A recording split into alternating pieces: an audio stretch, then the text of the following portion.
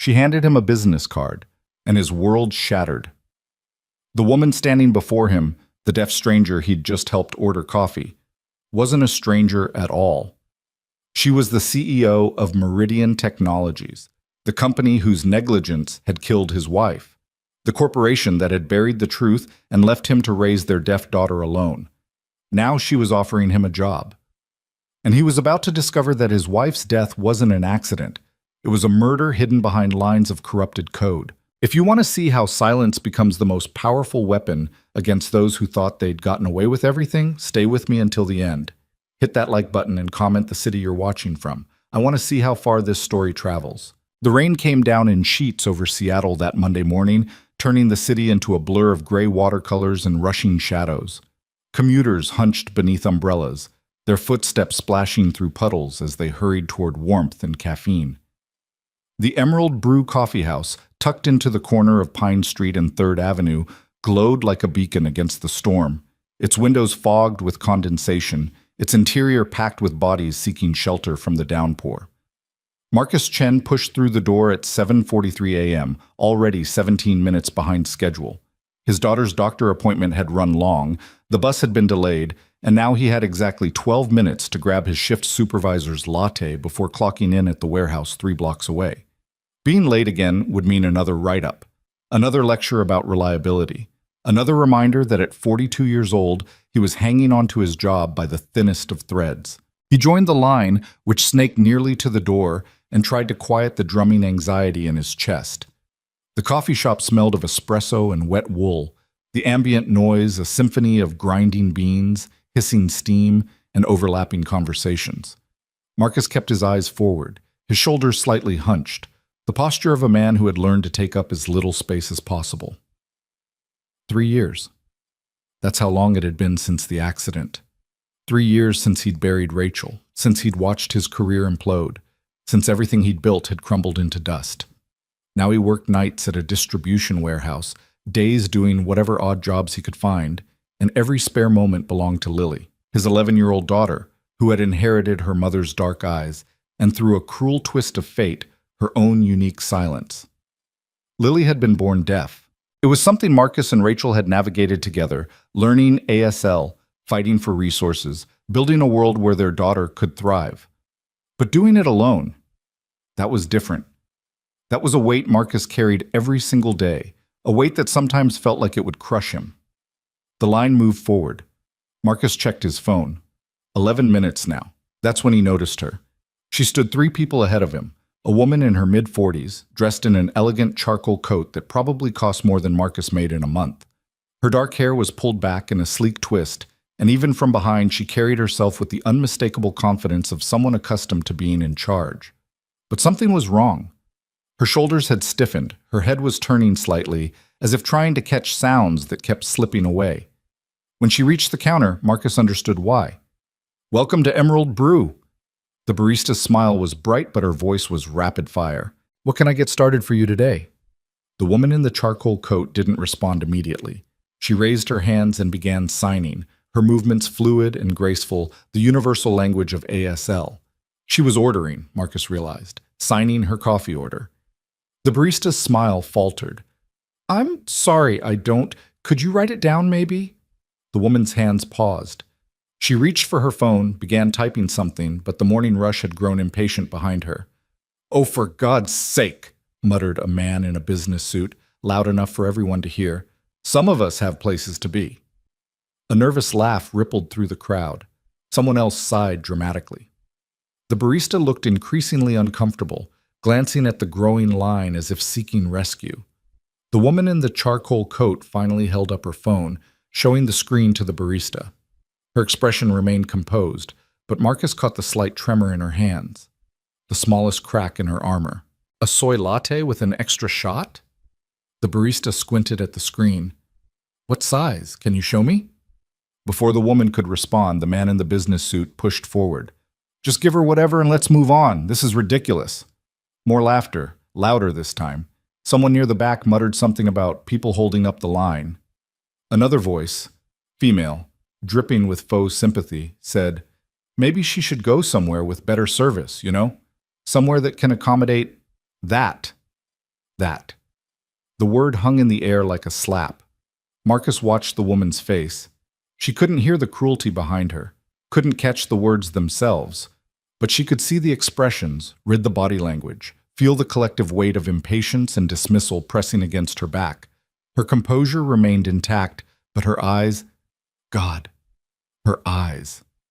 They carried the quiet devastation of someone who had endured this humiliation before, many times before, and nobody was doing anything. The barista looked helpless. The other customers looked away. The moment stretched, uncomfortable and ugly, while the rain continued its assault on the windows outside. Marcus thought of Lily. He thought of all the times his daughter had faced this exact situation. The confusion, the impatience, the casual cruelty of a world that refused to slow down for those who experienced it differently. He thought of Rachel, who had been Lily's fiercest advocate, who had taught Marcus that silence wasn't weakness, it was simply another way of being. He stepped out of line. "Excuse me," he said, moving forward. The crowd parted slightly, surprised by his directness. Marcus positioned himself beside the woman in the charcoal coat, angling his body so she could see his hands clearly, and then he signed. "What would you like to order? I can translate for you." The woman's eyes widened. For a moment, she simply stared at him. This stranger in worn jeans and a faded jacket, his face carrying the particular exhaustion of someone who worked too many hours and slept too few.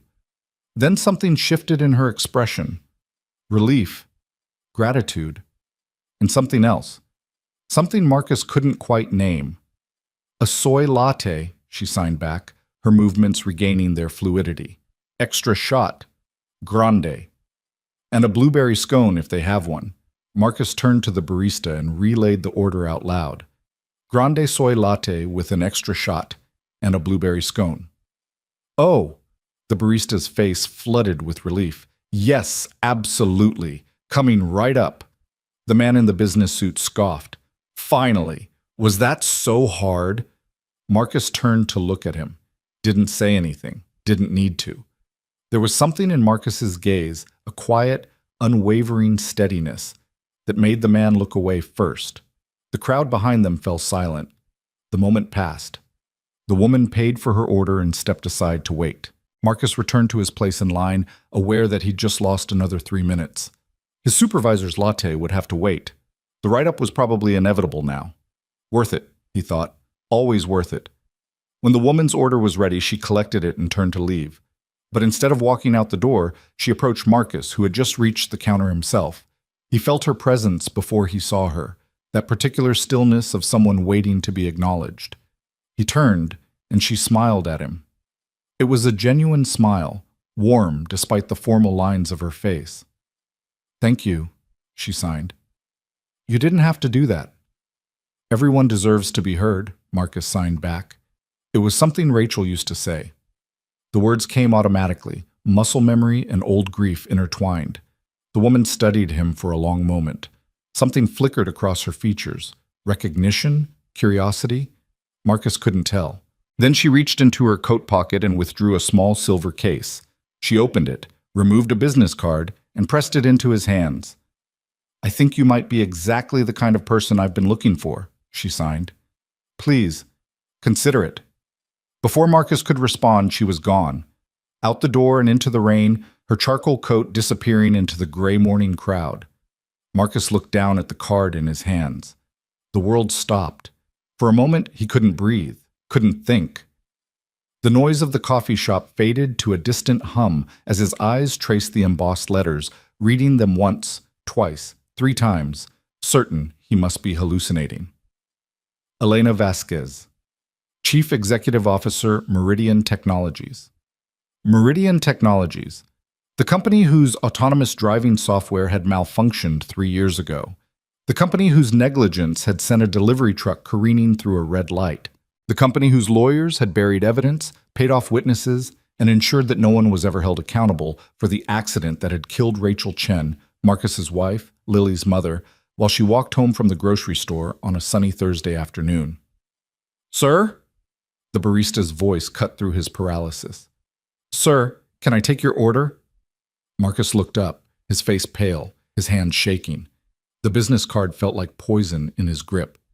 I, he swallowed hard. I need to go. He walked out of the coffee shop without ordering anything.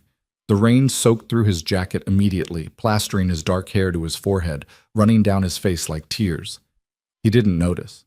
He stood on the sidewalk, cars splashing through puddles just feet away, and stared at the business card until the rain began to blur the ink. 3 years of grief. 3 years of rage. 3 years of watching a faceless corporation escape justice while he struggled to hold his family together. And now the CEO of that corporation had handed him her card, had smiled at him, had said he was exactly the kind of person she'd been looking for. The universe had a sick sense of humor. Marcus shoved the card into his pocket and started walking, not toward the warehouse, not toward home, but simply forward, putting one foot in front of the other until the coffee shop was far behind him and the rain had washed away everything except the hollow ache in his chest. The warehouse supervisor was a thick-necked man named Gerald, who'd been looking for an excuse to fire Marcus for months. When Marcus finally showed up, 45 minutes late, soaking wet without the latte, Gerald's face split into something that wasn't quite a smile, but wasn't quite anything else either. Chen, my office, now. The office was a glass-walled box at the corner of the warehouse floor, barely big enough for a desk and 2 chairs. Gerald settled into the larger chair with the air of a king ascending his throne. You know what this is about? Marcus stood, dripping onto the industrial carpet. I can explain. I'm sure you can. You've got a lot of explanations, Chen. Family emergencies, doctor appointments, bus delays. Gerald leaned back, ticking off the items on his fingers. Know what you don't have? Reliability, consistency, respect for the people who sign your paycheck. My daughter has a lot of problems, I'm sure. That's not the company's concern. Gerald's expression hardened. Look, I gave you a chance. 14 months ago, when nobody else would hire a guy with your history, I took a shot. And this is how you repay me? Showing up whenever you feel like it? That's not, here's what's going to happen. Gerald slid a folder across the desk. Termination paperwork. You can sign it and get your final check today. Or you can refuse and we'll drag this out through HR, and you'll still be gone by the end of the week. Your choice. Marcus stared at the folder. The warehouse hummed around them, forklifts beeping, boxes thudding onto pallets, the rhythm of commerce grinding forward, regardless of his personal crisis. This job paid $14 an hour. It was barely enough to cover rent, let alone Lily's therapy sessions and the specialized tutoring she needed. But it was something. It was stability, and now it was gone. I'll sign, Marcus heard himself say. Gerald pushed a pen across the desk. Smart move. Marcus signed his name on the relevant lines, the motion mechanical, detached. When he finished, Gerald collected the papers with the satisfaction of a man who had won a petty victory. Your final check will be mailed. Don't expect a reference. Marcus left without another word.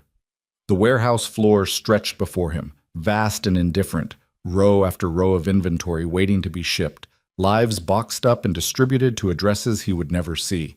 He walked past the loading docks where he'd spent so many hours, past the break room where he'd eaten lonely lunches, past the time clock where he'd punched in and out like a machine performing its programmed function. Outside, the rain had softened to a drizzle. Marcus stood in the parking lot for a long moment, watching trucks come and go, feeling the full weight of his situation settle onto his shoulders. No job. A daughter who depended on him for everything. A bank account that couldn't survive more than 2 months without income. And in his pocket, still damp from the rain, a business card from the woman who had destroyed his life. The apartment was quiet when Marcus got home that afternoon. Too quiet. He kicked off his wet shoes by the door and moved through the small space. A 2-bedroom unit in a building that had seen better days, where the hallway smelled of cooking oil and the neighbors' arguments echoed through thin walls. But the rent was manageable, and it was near Lily's school, and that was enough. He found her in the kitchen, standing on a step stool at the counter, carefully spreading peanut butter on slices of bread. She was small for 11, with Rachel's delicate features and a cascade of dark hair that she refused to let Marcus braid. At the sound of his entrance, she looked up and smiled, a smile that never failed to crack something open in his chest. "You're home early," she signed, her hands moving with the practiced ease of a native speaker. Is everything okay? Marcus hesitated. How did you explain to your child that you just lost the job that kept a roof over her head? How did you describe the particular terror of looking at your bank account and seeing a countdown timer to disaster? Everything's fine, he lied. Just got off early. Slow day. Lily studied him with those dark, perceptive eyes, so much like her mother's that it sometimes hurt to look at her. She was 11 years old, but she had the soul of someone much older, someone who had learned too young that the world didn't always play fair. You're lying, she signed flatly. Marcus laughed despite himself. Am I that obvious? Always. She finished assembling the sandwich, cut it diagonally the way her mother used to, and set half on a paper plate for him. Want to talk about it?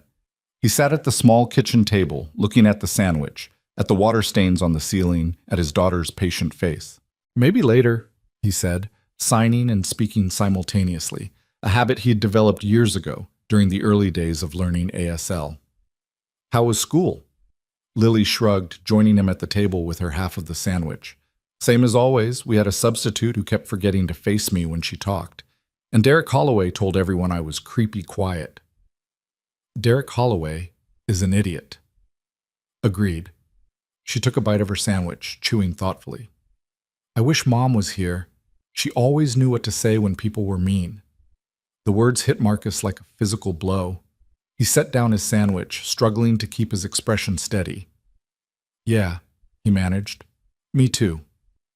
They ate in silence for a while, the particular silence that existed between people who didn't need words to understand each other.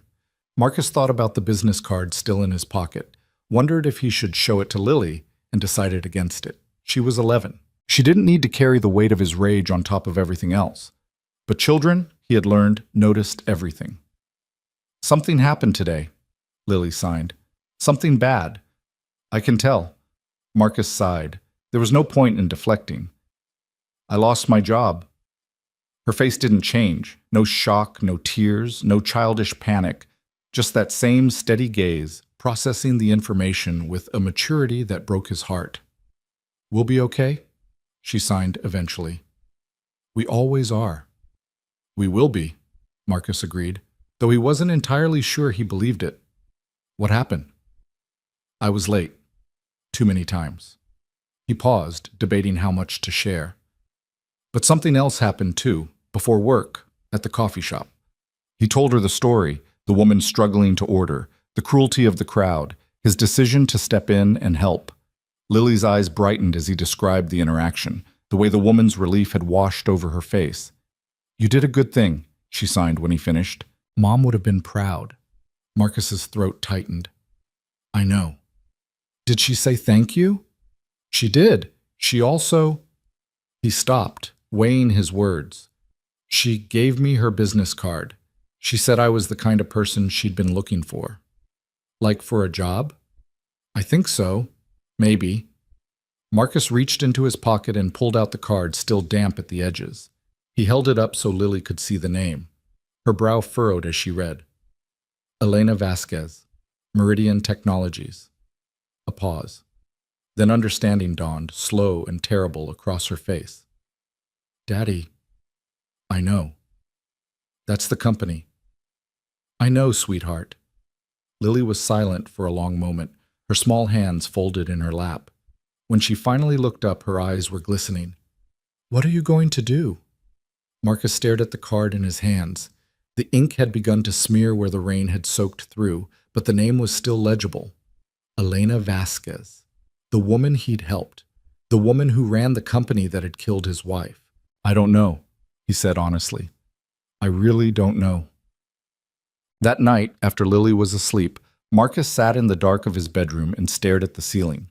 The apartment was quiet except for the occasional rumble of traffic outside and the distant thump of bass from a neighbor's stereo. He couldn't sleep. His mind kept circling back to the coffee shop, to Elena Vasquez's face, to the impossible coincidence of their meeting. Or was it coincidence? He thought about what he knew of Meridian Technologies. After the accident, after the funeral, after the numbness had begun to lift enough for rage to take its place, Marcus had done his research. He'd learned everything he could about the company that had taken Rachel from him. Meridian was a behemoth in the autonomous vehicle industry, a tech giant worth billions, with fingers in everything from self-driving cars to AI-powered accessibility tools. The company had been founded 15 years ago by a group of Stanford engineers, but it had truly taken off under Elena Vasquez's leadership. She'd become CEO 7 years ago, the youngest woman ever to lead a Fortune 500 tech company, and had transformed Meridian from a promising startup into an industry titan. The accident that killed Rachel had involved Meridian's autonomous driving software. A delivery truck equipped with their system had experienced what the company called a sensor misalignment, a glitch that caused the vehicle to run a red light at 40 miles per hour. Rachel had been crossing the street. She'd never had a chance. Meridian's legal team had descended like vultures. Evidence had vanished. Witnesses had been paid off or intimidated. The case had been settled out of court for an amount that couldn't bring Rachel back and hadn't come close to justice. The official verdict? A tragic accident. No criminal negligence. No one at fault. Marcus knew it was a lie. He'd always known. But knowing and proving were different things, and he'd been too broken in those early months to fight. He'd had Lily to take care of. He'd had to survive. And now the CEO of that company was offering him a job. He sat up, fumbling in the dark for his phone. The screen glowed to life, and he searched for Elena Vasquez, scrolling through image results until he found a high-resolution photo from a recent industry conference. There she was. The same elegant features, the same composed expression, the same dark hair pulled back. But in this photo, Marcus noticed something he'd missed in person. She was wearing hearing aids, small, discreet, nearly invisible, but there, tucked behind her ears. So she hadn't always been deaf. Or maybe she'd been deaf and had some residual hearing. Either way, she understood the silent world in a way few hearing people ever could. Marcus thought about the moment in the coffee shop when their eyes had met. The recognition he'd sensed. The way she'd said he was exactly the kind of person she'd been looking for. She knew. The realization struck him with sudden clarity. She had to know who he was. The name Chen wasn't common, and Rachel's death had been in the news, at least briefly, before Meridian's PR machine had buried it. Elena Vasquez hadn't stumbled into that coffee shop by accident. She hadn't given him her card on a whim. She'd been looking for him. But why? Marcus turned off his phone and stared into the darkness. The question gnawed at him, circling his thoughts like a shark circling a wounded swimmer. Guilt? Conscience? Some twisted corporate game he couldn't see? Or maybe something else entirely? Maybe Elena Vasquez was as much a victim of Meridian's machinery as Rachel had been. Maybe she was looking for an ally. That thought felt dangerous, seductive, the kind of hope that could lead a man to ruin. Marcus closed his eyes and tried to sleep. But when dreams finally came, they were full of Rachel's face, her smile, her voice, the way she used to sign to Lily in the soft morning light. "Everyone deserves to be heard," Rachel said in his dreams, "but only if someone is brave enough to listen." 4 days passed. 4 days of unanswered questions, of applying for jobs that didn't call back, of watching his bank account dwindle with every grocery run and bill payment. 4 days of Lily's careful, watchful presence, of evenings spent teaching her math while pretending everything was fine, of nights spent staring at the water stains on his ceiling and wondering what came next. The business card sat on his dresser, untouched. Every morning, Marcus looked at it. Every morning, he told himself to throw it away. And every morning, he left it exactly where it was. On Friday afternoon, someone knocked on his door. Marcus was in the middle of helping Lily with a school project, something about marine biology and the ecosystem of Puget Sound, when the knock came. He froze, exchanging a glance with his daughter. They weren't expecting anyone. They rarely had visitors. The landlord came only to collect rent checks, and the next one wasn't due for 2 weeks. The knock came again, firm, patient. "Stay here," Marcus signed to Lily. He crossed to the door and peered through the peephole. Elena Vasquez stood in the hallway.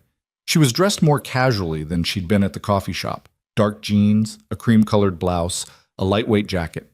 Her hair was down, falling past her shoulders in soft waves. Without the armor of her CEO wardrobe, she looked almost approachable, almost human. But Marcus's chest still tightened at the sight of her. He opened the door. "Hello, Marcus," she said. Her voice was slightly different from what he'd expected, softer, with the particular cadence of someone who had learned to speak after losing their hearing. She raised her hands as she spoke, signing along with her words. I hope I'm not intruding. How did you find me? You're in the phone book. A faint smile crossed her face. One of the few people left who still is. Marcus didn't return the smile. What do you want? Elena glanced past him, toward the interior of the apartment. May I come in? What I have to say, it would be better to say it somewhere private. Every instinct told Marcus to refuse, to slam the door, to protect his daughter, to keep this woman and everything she represented as far from his life as possible. But curiosity was a powerful thing, and so was the nagging sense that Elena Vasquez knew something he needed to hear. He stepped aside. Elena entered the apartment, her gaze taking in the modest surroundings, the secondhand furniture, the small TV, the crayon drawings on the refrigerator. If she judged any of it, her face didn't show it. Her eyes came to rest on Lily, who stood near the kitchen table with her arms crossed, watching the intruder with open suspicion. Hello, Elena signed directly to Lily. I'm Elena. Your father helped me the other day. I wanted to thank him properly. Lily's expression didn't soften. You're from the company that killed my mom, she signed back. The words hit Elena like a slap. Her composure cracked, just for a moment, just a flash, before she reconstructed her mask. Yes, Elena said quietly, speaking and signing. I am. Marcus moved to stand beside his daughter. You knew, when you gave me that card. You knew who I was. Yes? Why? Elena was silent for a long moment. Then she crossed to the window, looking out at the gray Seattle skyline, at the rain that had started to fall again. When she finally turned back, there was something in her face that Marcus hadn't expected to see. Grief. Because I've been looking for you for 3 years, Elena said. Because I need your help. And because what happened to your wife, her voice caught. It wasn't an accident, and it wasn't my company's fault. At least, not the company I built. What are you talking about? Elena reached into her bag and withdrew a tablet. She crossed to the kitchen table, set it down, and pulled up a file. Dense text, technical schematics, corporate memos. Your wife worked for Meridian, Elena said. Did you know that? Marcus blinked. What? Rachel Chen. She was a software engineer in our autonomous driving division.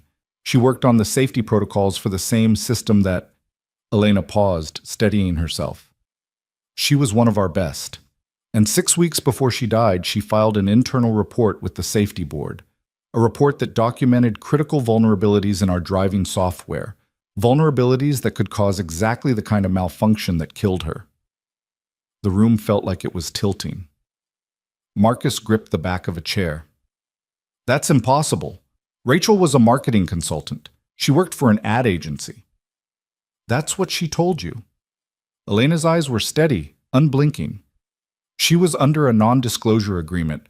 Meridian's contracts are extremely strict. But she was one of us, Marcus. She wrote code that saved lives. And when she discovered that someone inside the company was deliberately ignoring safety concerns to cut costs and meet deadlines, she tried to blow the whistle. I don't... Marcus's voice broke. She would have told me. Maybe she was trying to protect you, Lily signed quietly. Like you try to protect me. Marcus looked at his daughter, 11 years old, carrying burdens no child should carry, still somehow wise enough to see what he couldn't. His eyes stung. Elena continued, her voice low. Rachel's report was filed with Nicholas Crawford. He was the chief operating officer at the time. He still is. Her jaw tightened. 6 weeks after Rachel submitted that report, she was dead. And the report, along with all evidence of the software vulnerabilities, was erased from every server in the company. You're saying he killed her? I'm saying that Nicholas Crawford knew about a deadly flaw, chose to cover it up rather than fix it, and that your wife died because of his decision. Elena met Marcus's gaze. I'm saying that I didn't know any of this until 6 months ago, and I'm saying that I've been trying to find the evidence to prove it ever since. But every trail I follow leads to a dead end. Crawford has been covering his tracks for 3 years. Marcus sank into the chair, his legs unable to support him. The kitchen swam around him, the familiar walls, the crayon drawings, the fragment of normal life he'd been clinging to. Rachel. His Rachel. A software engineer, a whistleblower, a woman who had kept secrets to protect her family, a woman who had been murdered for trying to do the right thing. Why me? He finally managed. If you've been looking for 3 years, you have resources, investigators, lawyers. Why do you need someone like me? Elena's expression softened. Because Nicholas Crawford has eyes and ears everywhere in that company. Every investigator I hire gets stonewalled. Every lawyer I bring in gets outmaneuvered. He's surrounded himself with loyalists who think I'm paranoid, or worse, trying to undermine him. She paused, studying Marcus's face. But you're an outsider. You have no corporate ties, no political debts, no reason anyone would expect you to be inside Meridian, and you have something that no one else I've found has. What's that? Motivation. Elena's voice was quiet but intense. You loved her, Marcus. You want justice as badly as I do, and you know sign language, fluently, instinctively, the way only someone who lives with it every day can. I'm launching a new initiative at Meridian, an AI-powered accessibility project, real-time translation for the deaf and hard of hearing. I need consultants. I need people who understand the community, who can speak to its needs from the inside. She leaned forward. I'm offering you a way in, a legitimate cover. Access to the company, to the archives, to the people who knew your wife and what she was working on. Help me find the evidence that Nicholas Crawford buried. Help me get justice for Rachel and for everyone else who might be hurt by his greed. Marcus sat in silence, his mind reeling. It was too much, too fast, too convenient.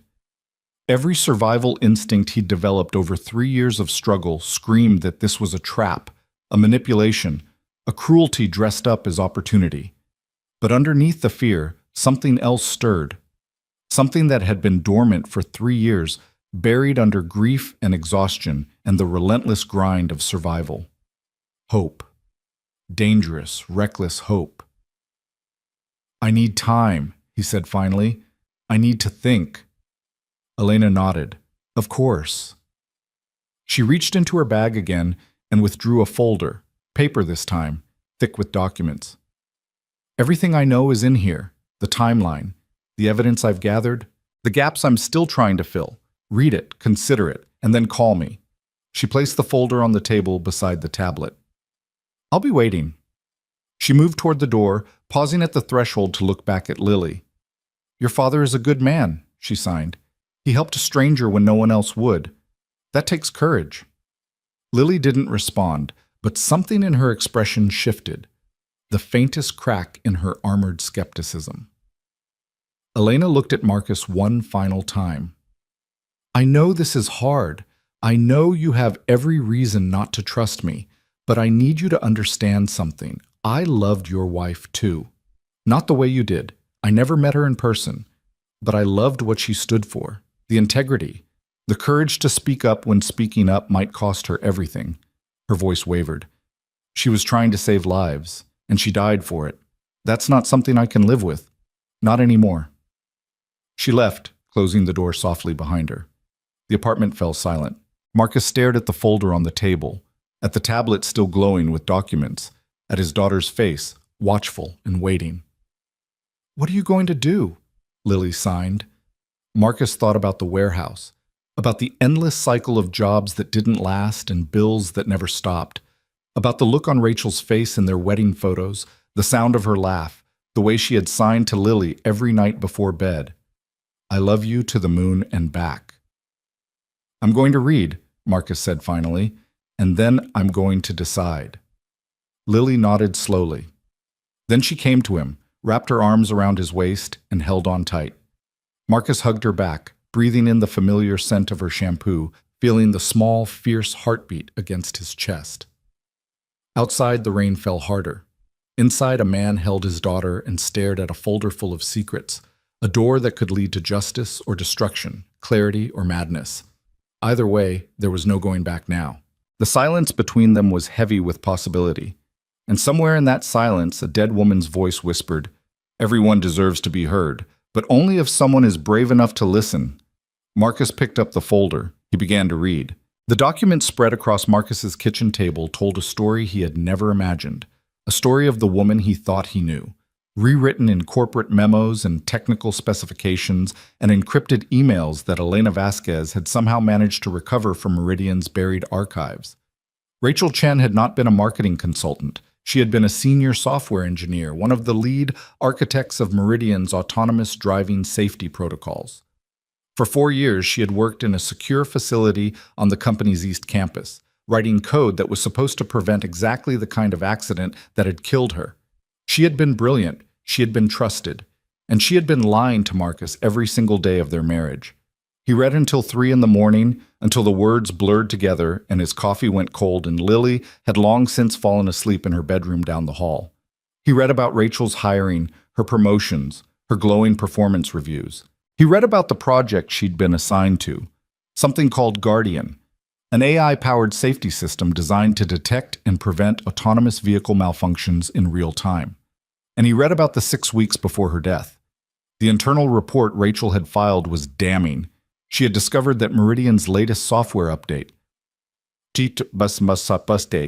pushed through ahead of schedule to meet quarterly earnings targets, contained critical vulnerabilities in its sensor integration. Under certain conditions, the system could misinterpret environmental data, causing vehicles to make decisions based on flawed information. Stop signs might be read as speed limit signs. Red lights might be ignored entirely. Rachel had documented everything: test results, simulation data, the specific lines of code where the errors occurred. She had presented her findings to Nicholas Crawford, the chief operating officer, in a formal safety review meeting. Crawford had thanked her for her diligence, and then he had buried the report. The software update went live. The vulnerabilities remained unfixed. And 6 weeks later, a delivery truck running Meridian's autonomous system had blown through a red light on a sunny Thursday afternoon. Marcus set down the final document and stared at the wall. His hands were shaking. His chest felt like it was filled with broken glass. Rachel had known. She had known the software was dangerous, had fought to stop it, had done everything right. And the company had silenced her, not with words, with negligence, with greed, with the cold calculation that fixing the problem would cost more than burying it. She had died because of a spreadsheet, because someone had looked at the numbers and decided that human lives were worth less than quarterly profits, and she had never told him.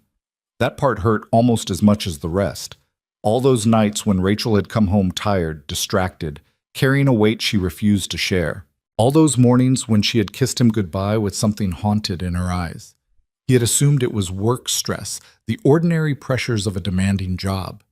He had never imagined that his wife was fighting a war he knew nothing about.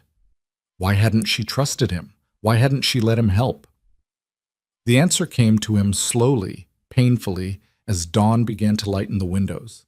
She had been protecting him, protecting Lily. If something went wrong, if Crawford came after her, she hadn't wanted her family anywhere near the blast radius. Rachel had faced the monster alone because she loved them too much to let them fight beside her, and the monster had won. Marcus closed the folder, pressed his palms against his eyes, and let the tears come. The call came 3 days later. Elena's voice was calm but urgent on the other end of the line. "Have you decided?" Marcus stood at his kitchen window, watching Lily play in the small courtyard below.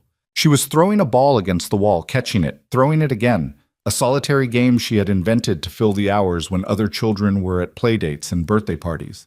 His daughter was strong, stronger than he had any right to expect, but strength alone wasn't enough to protect her from a world that had already taken so much. "I have questions," Marcus said. "I expected you would." "The documents you gave me, how do you know they're real?" Crawford's had 3 years to cover his tracks. "For all I know, this is exactly what he wants. You chasing ghosts, wasting resources on a dead end while he consolidates power." Elena was quiet for a moment.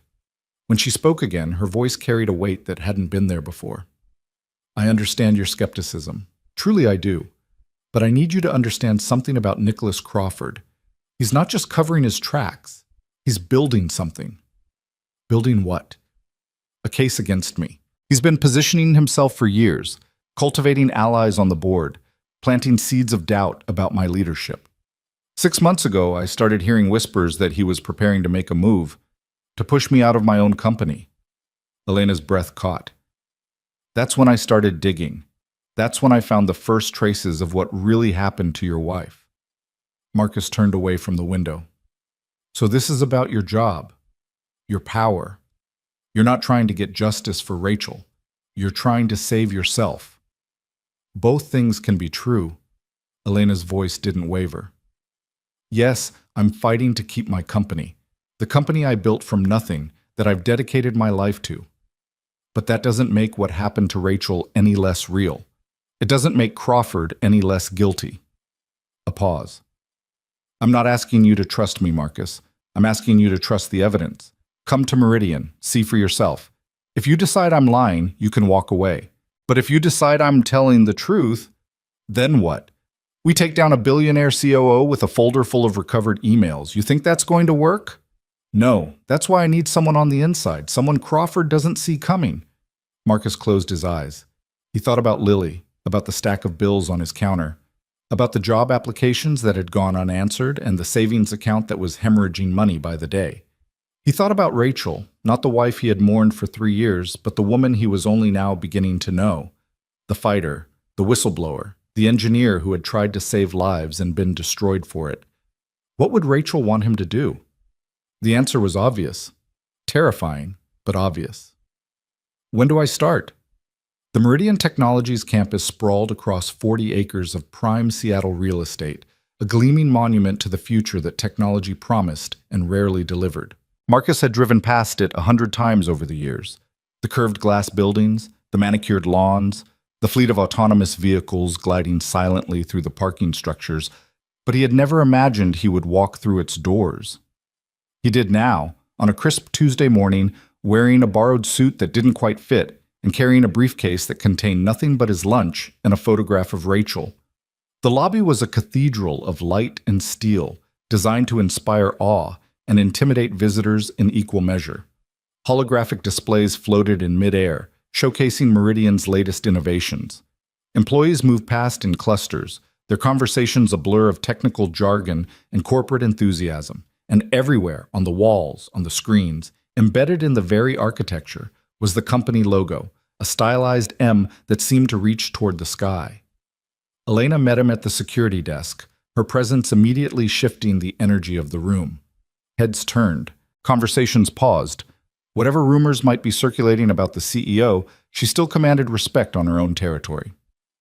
"Welcome to Meridian," she said, offering her hand. Her grip was firm, professional. "Ready to change the world?" Marcus shook her hand, very aware of the security cameras tracking his every move. "Ready to try." Elena led him through the security checkpoint, past the curious stares of employees who wondered why their CEO was personally escorting a stranger through the building. They walked through corridors lined with concept art and patent certificates, past conference rooms where holographic presentations played to empty chairs, past a cafeteria that looked more like a 5-star restaurant than a corporate lunchroom. "The Accessibility Initiative is headquartered on the 4th floor," Elena explained as they walked. "Officially, you're a consulting specialist, someone with first-hand experience in the deaf community who can help us design products that actually meet user needs. You'll have access to most of the building, but there are areas that require additional clearance." "Like where?" "The archives, executive floors, anything connected to the autonomous driving division." Elena's voice dropped slightly. "That's where the answers are. But we'll need to be careful. Crawford has eyes everywhere." They stepped into an elevator, and Elena pressed the button for the 4th floor. As the doors closed, she turned to face him directly. "There's something I need to tell you before we go any further. Something I should have told you when I first came to your apartment." Marcus tensed. "What?" "Nicholas Crawford knows who you are. He knows exactly who you are." The words hit Marcus like ice water. "What do you mean?" "After the accident, Crawford made it his business to track everyone connected to Rachel, her family, her friends. You." Elena's expression was grim. "He's been watching you for 3 years. Not actively, not in a way that would draw attention, but watching. When you walked into that coffee shop and helped me order, he knew about it within hours. Then this whole thing, the job, the investigation, is exactly what he expected. Elena's eyes met his. Crawford thinks he's playing me. He thinks I'm desperate, grasping at straws, bringing in a grieving widower as some kind of pathetic gesture. He's going to let this happen because he wants to watch me fail. He wants to prove to the board that I've lost my edge. Marcus felt his stomach drop. So I'm bait. No, you're the one thing he's not expecting. Elena's voice hardened. Crawford is arrogant. He's been getting away with murder, literally, for 3 years. He thinks he's untouchable. He's going to underestimate you because he underestimates everyone who isn't him. That's his weakness, and we're going to use it. The elevator doors opened onto a bright, open floor space filled with workstations and prototype displays. People in casual clothes sat at desks or huddled around whiteboards, the creative chaos of a team in the middle of something important. This is your home base, Elena said, gesturing toward the space. The accessibility team. Good people, doing good work. They'll accept you because I've vouched for you, but they don't know why you're really here. As far as they're concerned, you're just a consultant helping with product development. Marcus nodded slowly, trying to absorb the magnitude of what he had agreed to. He was inside. He was playing a game against an opponent who had already proven willing to kill, and his only ally was a woman he still wasn't sure he could trust. One more thing, Elena said quietly, so only he could hear. Whatever happens, whatever you find, Rachel's report is still in this building somewhere. Crawford thought he erased everything, but nothing ever truly disappears. Find the report, find the proof, and we can take him down. She walked away, leaving Marcus standing at the edge of the accessibility floor, surrounded by strangers, carrying the weight of a mission he was only beginning to understand. A young woman with bright purple hair and a warm smile approached him almost immediately. She was wearing a t-shirt that read, "Accessibility is a human right," and carrying a tablet covered in stickers. "You must be Marcus." She extended her hand, and when she spoke, she signed simultaneously, a gesture of inclusion that caught him off guard. "I'm Jamie Okonkwo, lead designer on the translation project. Elena said you'd be joining us today."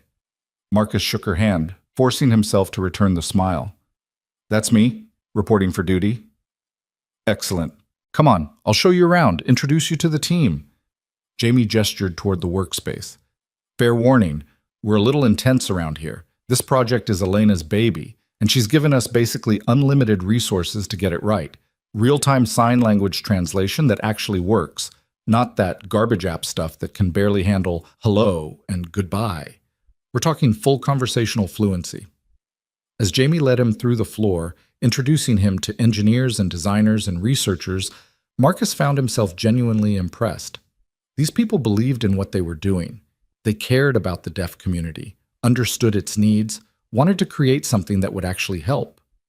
It made what Marcus was really doing feel even more dangerous. Because somewhere in this building, buried in servers and archives and encrypted files, was the truth about his wife's death. And the man who had ordered her silenced was sitting in an office on the executive floor, watching everything unfold, waiting for Elena to make a mistake. Marcus smiled at his new colleagues, asked intelligent questions about the translation project, and pretended to be exactly what he appeared to be, a consultant, here to help. But behind his eyes, a different calculation was running. Where would Crawford hide the evidence? Who could he trust? How long did he have before the COO realized that Marcus was more than just a grieving widower? The game had begun, and Marcus had no intention of losing. 3 weeks passed. 3 weeks of learning the rhythms of Meridian Technologies. 3 weeks of late nights and early mornings, of meetings and prototypes and the gradual earning of trust. Marcus threw himself into the accessibility project with genuine dedication, drawing on years of experience with Lily to offer insights that the engineering team had never considered. The work was good, meaningful, the kind of work that reminded Marcus why he had once believed in the promise of technology. Before that promise had been twisted into something that killed his wife. But his real work happened in the margins, in the quiet moments when the floor was empty and he could wander the corridors, mapping the building's layout, identifying security patterns, cataloging the faces of people who worked late. In the lunch breaks, he spent making small talk with administrative assistants, learning which executives kept irregular schedules and which ones were loyal to Crawford. And in the late evenings, when most employees had gone home, Marcus would sit at his workstation and search. The company's internal network was vast. Petabytes of data spread across servers that hummed in climate-controlled rooms somewhere beneath the building. Most of it was accessible to anyone with an employee badge. Project files, meeting notes, the mundane bureaucracy of corporate life. But certain areas were locked behind layers of encryption that Marcus couldn't crack. He needed help. He found it in an unlikely place. Jamie Okonkwo, the purple-haired designer who had welcomed him on his first day, was more than she appeared. Behind her cheerful exterior and accessibility activism was a mind that moved faster than most of the engineers on the floor. She had a gift for pattern recognition, for seeing connections that others missed, and she had noticed that Marcus was searching for something. "You're not really here to consult on the translation project, are you?" The question came on a Thursday evening, after the rest of the team had left for the day. Jamie had appeared at Marcus's workstation without warning, pulling up a chair and fixing him with an unnervingly direct gaze. Marcus considered lying, decided against it. "What makes you say that?" "You spend half your time in meetings, doing exactly what a consultant should do. You're good at it, actually. You have real insights, real knowledge. But then there's the other half." Jamie leaned forward. "The half where you wander the building after hours, where you ask questions about the archive system, where you search for files that were deleted years ago." Marcus's jaw tightened. "You've been watching me." "I've been curious." Jamie shrugged. "Elena brought you in personally. She's never done that before. And then there's your name." "My name?" "Marcus Chen." Jamie's expression softened. "I was here 3 years ago when it happened. I didn't know Rachel personally. She was in a different division, but I knew who she was. Everyone did. She was brilliant." A pause. "And when she died, I always wondered, why wasn't there an investigation? Why did everything just get swept under the rug?" Marcus was quiet for a long moment. The floor around them was empty, the lights dimmed for the evening, the building settling into its nighttime hush. "If I tell you," he said finally, "you could get fired. Or worse." "I know." "You don't know. You don't know what we're dealing with here." "Then tell me." Jamie's voice was steady. "Because I've spent 3 years watching Nicholas Crawford run this company like his personal kingdom. I've seen good people pushed out for asking the wrong questions.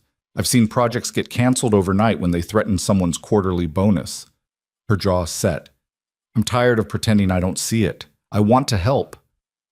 Marcus studied her face, the determination there, the anger beneath the surface. He thought about Rachel, about the report she had filed and the silence that had followed. She had tried to fight alone. She had lost. Maybe it was time to try something different. "Rachel was my wife," Marcus said. "She was an engineer here. She discovered a flaw in the autonomous driving software, a flaw that Crawford knew about and chose to ignore. 6 weeks after she reported it, she was dead, and every piece of evidence that could prove what happened was erased." Jamie's face went pale. "Oh my God." "Elena thinks the evidence is still here somewhere, hidden in the archives, in backups, in places Crawford forgot to check, but I can't access any of it, not without triggering security alerts that would bring everything crashing down." "But I can." Jamie's voice was barely a whisper. "I have elevated clearance. I've been here long enough that they trust me." She swallowed hard. "What exactly are we looking for?" "A safety report, filed 6 weeks before the accident. It would have been in the Autonomous Driving Division's internal records, something called Guardian. If we can find that report, we can prove that Crawford knew the software was dangerous and pushed it live anyway." Jamie nodded slowly, processing. "The archive system keeps everything. Even deleted files get backed up to cold storage. It's part of the disaster recovery protocol. The problem is knowing where to look. There's decades of data in there." "Can you search by date? By author?" "I can try." Jamie pulled up a window on her tablet, fingers flying across the screen. "The archive interface is clunky, but it's navigable if you know what you're doing. Give me Rachel's full name and the date range you're looking for." Marcus gave her the information, watching as Jamie dove into the system with the focus of someone who had finally found a purpose worth pursuing. Minutes passed. The building hummed around them, vast and indifferent. "There's something," Jamie said suddenly, her brow furrowed. A cluster of files from the right time period, tagged with the Guardian project code. But they're flagged. Flagged how? Restricted access. Someone moved them to a classified archive about a month after the accident. Jamie looked up. The authorization code belongs to the COO's office. Marcus's heart began to pound. Crawford. If these are the files you're looking for, he made sure nobody could get to them without going through him directly. Jamie bit her lip. There might be another way, though. The backup servers run on a different authentication system. Older, less secure. If we could access the cold storage physically, where is it? Sub-basement, level B3. It's supposed to be for disaster recovery, but I've heard rumors that it's also where they keep things they don't want found. Jamie's expression darkened. I don't have access to that level. Almost nobody does. Marcus thought about the building layout he had been mapping for weeks. The elevator banks, the stairwells, the security stations. I might know someone who does. The next morning, Marcus requested a private meeting with Elena Vasquez. They met in her office on the executive floor, a vast space with floor-to-ceiling windows overlooking Puget Sound. The view was spectacular, but Elena barely glanced at it. She sat behind her desk with the focused intensity of someone who had been fighting too many battles for too long. "You found something," she said. It wasn't a question. Marcus told her about Jamie, about the archive search, about the classified files and the sub-basement cold storage. Elena listened without interrupting, her expression growing more serious with every sentence. "Jamie Okonkwo," Elena said when he finished. "She's good, smart. And you trust her?" "She came to me. She wants to help." "That's not what I asked." Marcus met Elena's gaze. "Yes, I trust her." Elena nodded slowly. "The sub-basement, B3. That level requires executive authorization. Only a handful of people have access. Crawford, myself, the head of security, and the facilities director." She paused. "Getting you down there without triggering alerts is going to be difficult. But not impossible." "Nothing is impossible." A faint smile crossed Elena's face. "I've been planning for this. There's a facilities inspection scheduled for next week, routine maintenance of the backup systems. I can add your name to the access list as part of my team's oversight." "Crawford won't notice?" "Crawford doesn't pay attention to maintenance schedules. He thinks that sort of thing is beneath him." Elena's smile sharpened. "That's always been his weakness.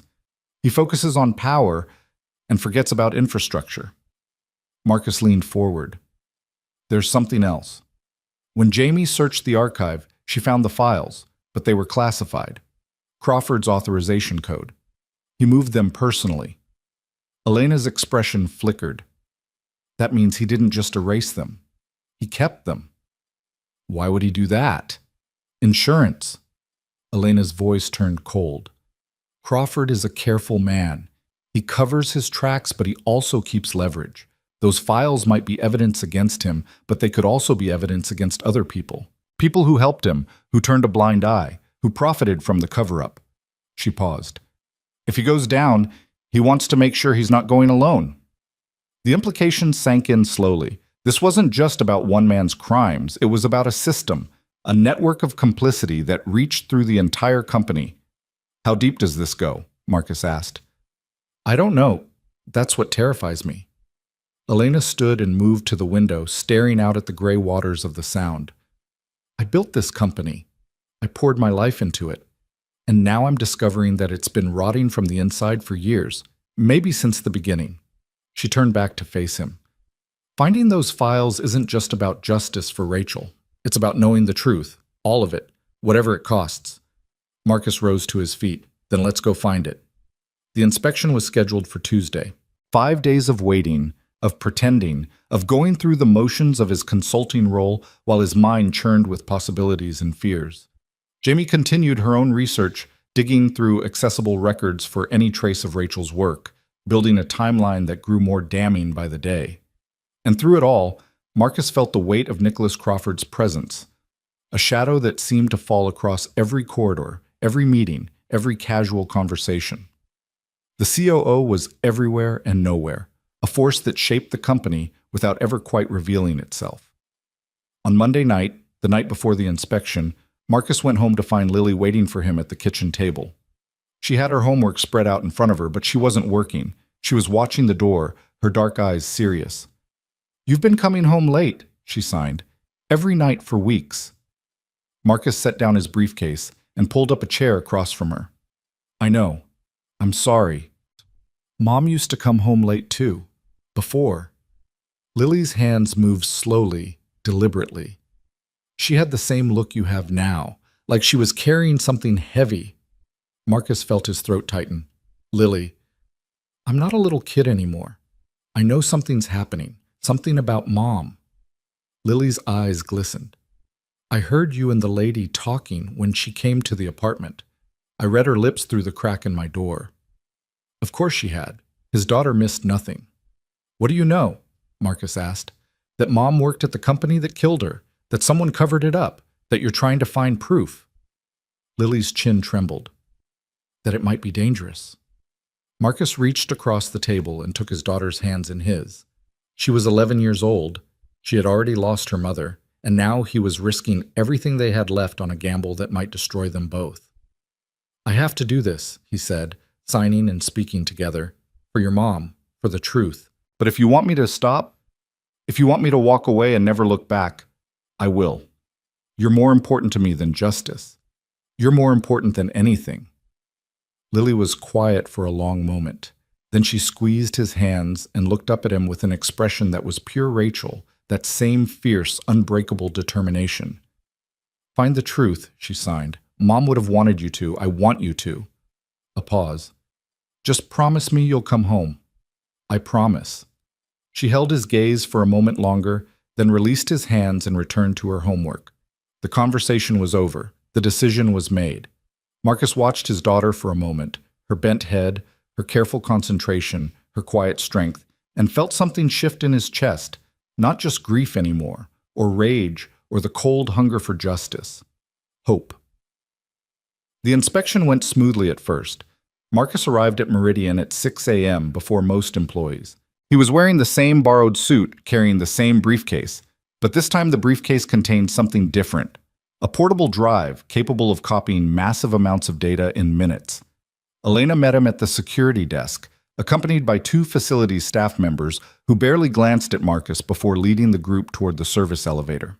The ride down to B3 was quiet, the air growing colder as they descended below ground level. The sub-basement was a maze of humming servers and blinking lights, the digital heart of Meridian Technologies preserved in climate-controlled darkness. Elena played her role perfectly, asking technical questions about cooling systems and redundancy protocols while Marcus hung back, observing, waiting. The cold storage archive was at the far end of the level, a separate room behind reinforced doors, its access panel glowing with security warnings.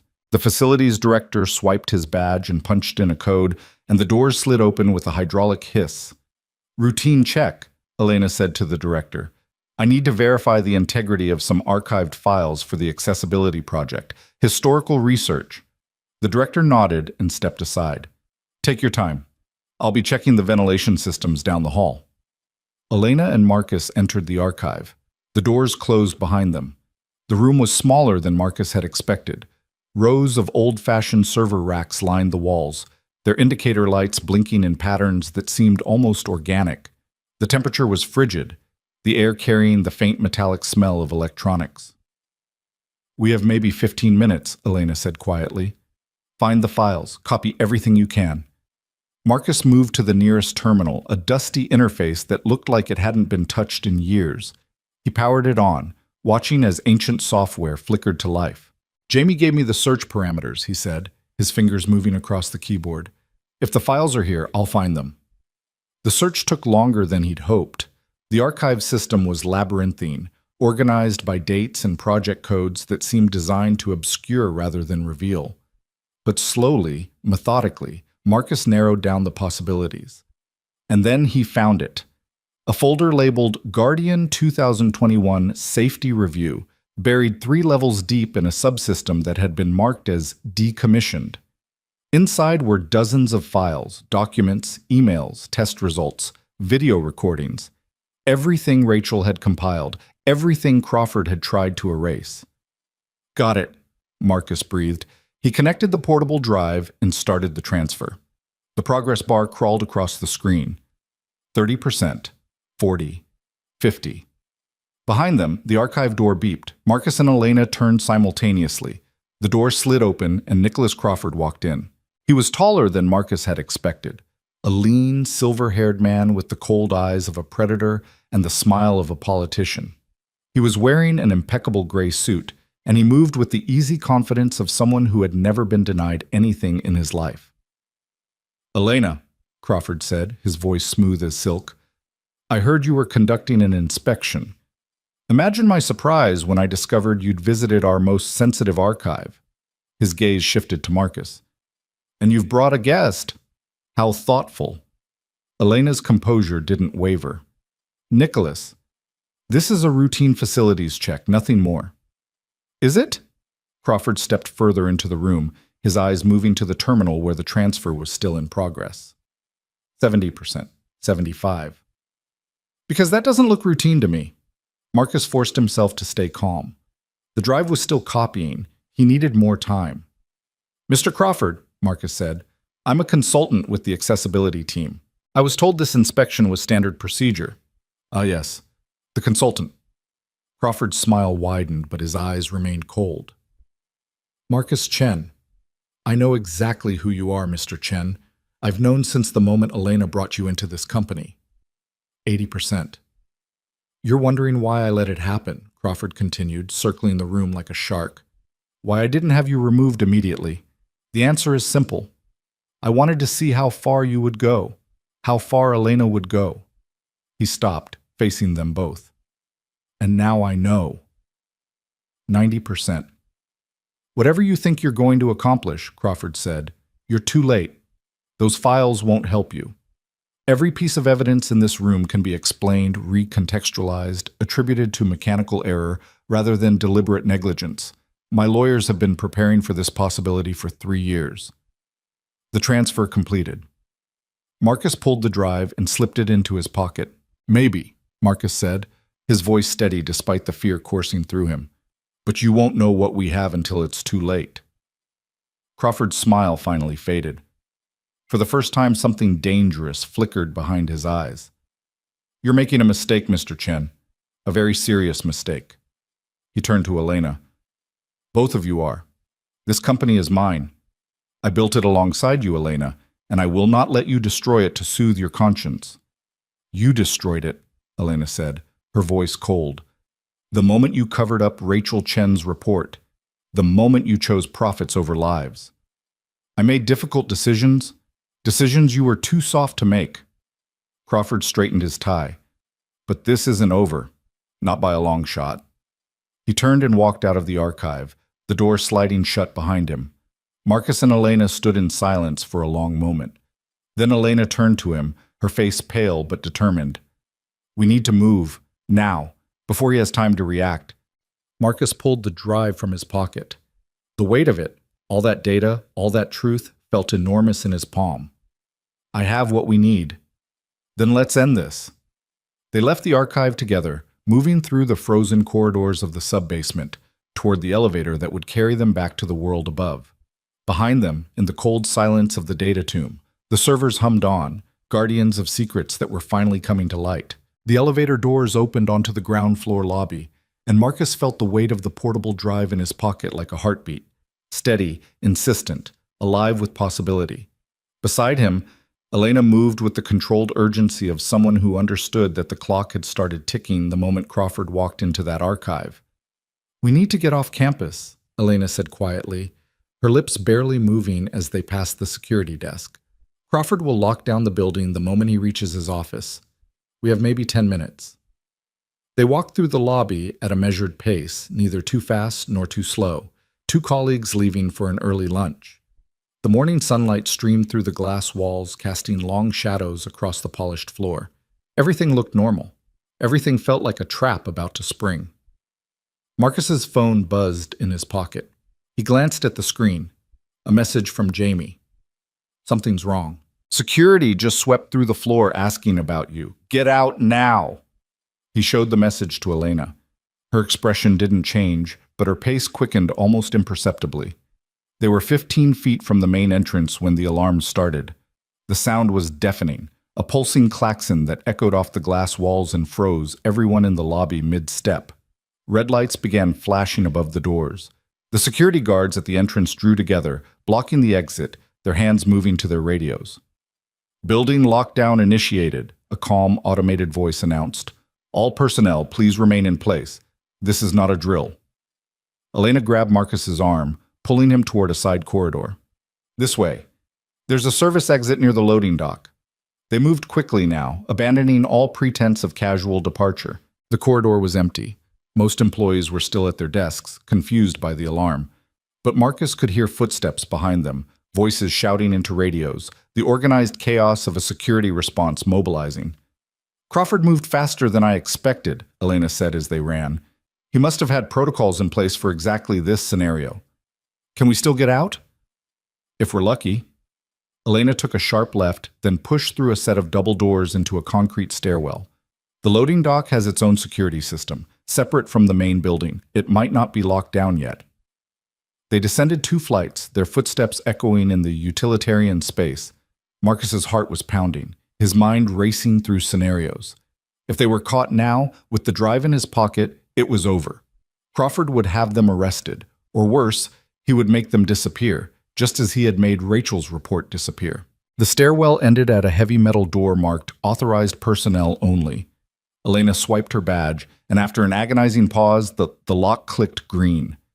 They emerged into the loading dock, a vast concrete space filled with delivery trucks and shipping containers, the air thick with diesel fumes and the rumble of idling engines.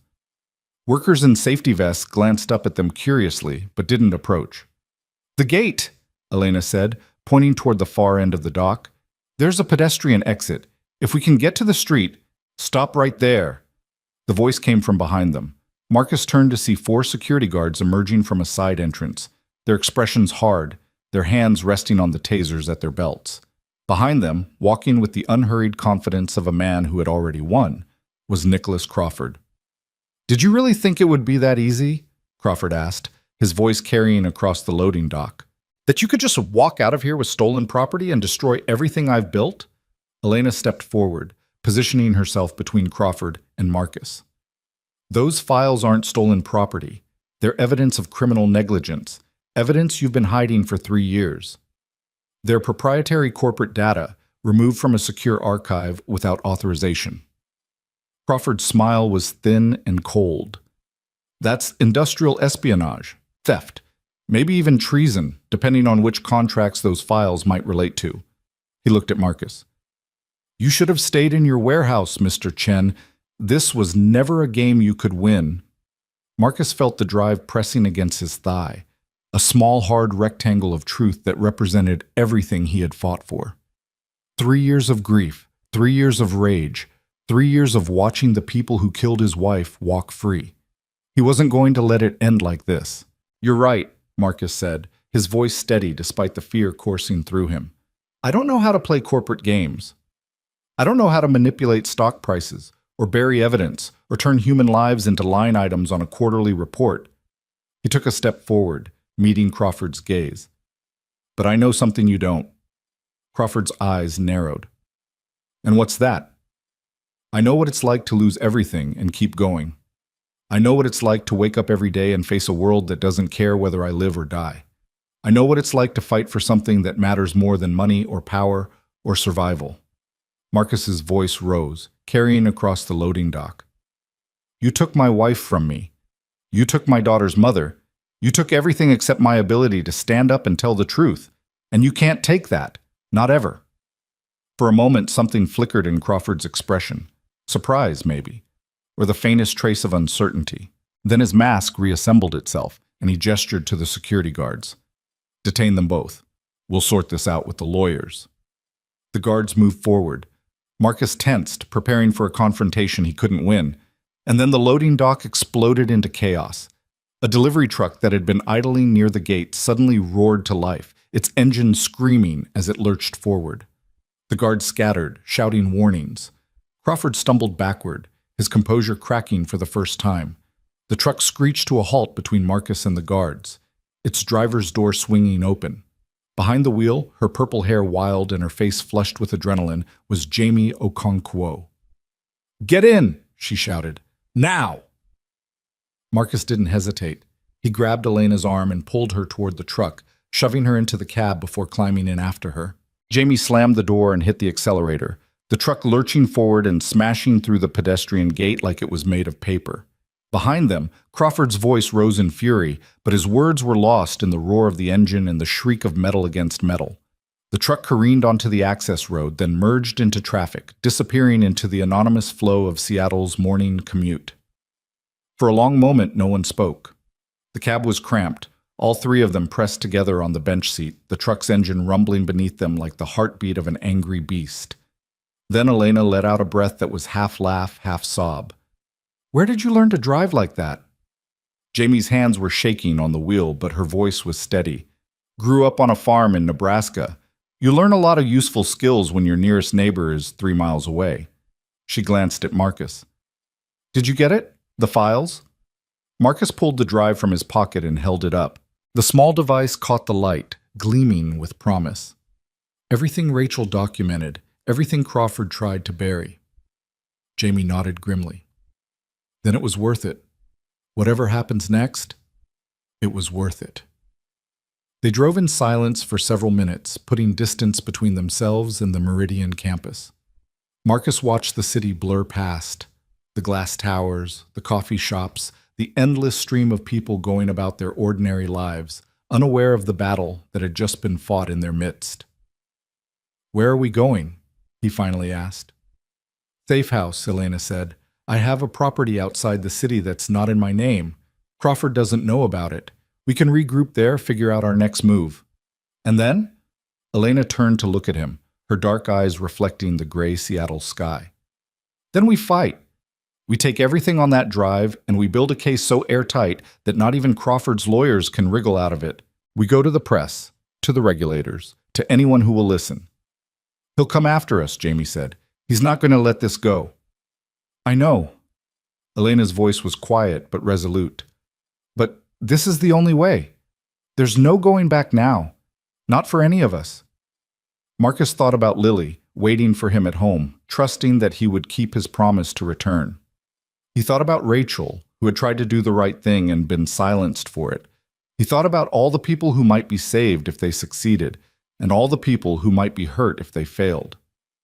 "Then we fight," he said, "all the way to the end." The safe house was a small cabin in the Cascade foothills, surrounded by dense pine forest and accessible only by a winding gravel road that seemed designed to deter casual visitors. Elena had inherited it from her grandmother, a deaf woman who had raised her after her parents' deaths, who had taught her that silence was not a weakness, but a different kind of strength. They arrived as the sun was setting, the sky turning shades of orange and purple above the mountain peaks. The cabin was rustic but comfortable, with a stone fireplace, worn leather furniture, and walls lined with books. Elena moved through the space with the ease of someone returning home after a long absence, turning on lights and checking the security system she had installed years ago. "We should be safe here for a few days," she said. "Long enough to go through the files and build our case." Marcus set up his laptop on the wooden dining table while Jamie made coffee in the small kitchen. The portable drive glowed when he connected it, its contents unspooling across his screen like a digital confession. There were hundreds of files, documents, emails, technical specifications, meeting minutes. Rachel's safety report was there, just as Elena had promised, a meticulous, devastating analysis of the vulnerabilities in Meridian's autonomous driving software. But there was more, so much more. Internal emails showed that Crawford had been warned about the software flaws by multiple engineers, not just Rachel. He had systematically dismissed every concern, pushing the development team to meet deadlines that he himself had set. One email, sent just 2 days before the software went live, contained a phrase that made Marcus's blood run cold. Acceptable risk parameters. Proceed with deployment. Acceptable risk. That's what Rachel's life had been reduced to. A calculation on a spreadsheet, a line item in a cost-benefit analysis. "There's something else," Jamie said, looking up from her own screen. She had been going through a separate batch of files, personnel records, travel logs, internal investigations. Look at this. She turned her laptop to face Marcus and Elena. On the screen was a document labeled Project Cleanup, Confidential. This is from a month after the accident, Jamie said. It's a list of employees who were reassigned after the investigation closed. Every single engineer who had raised concerns about the software. They were all transferred to different divisions, different offices.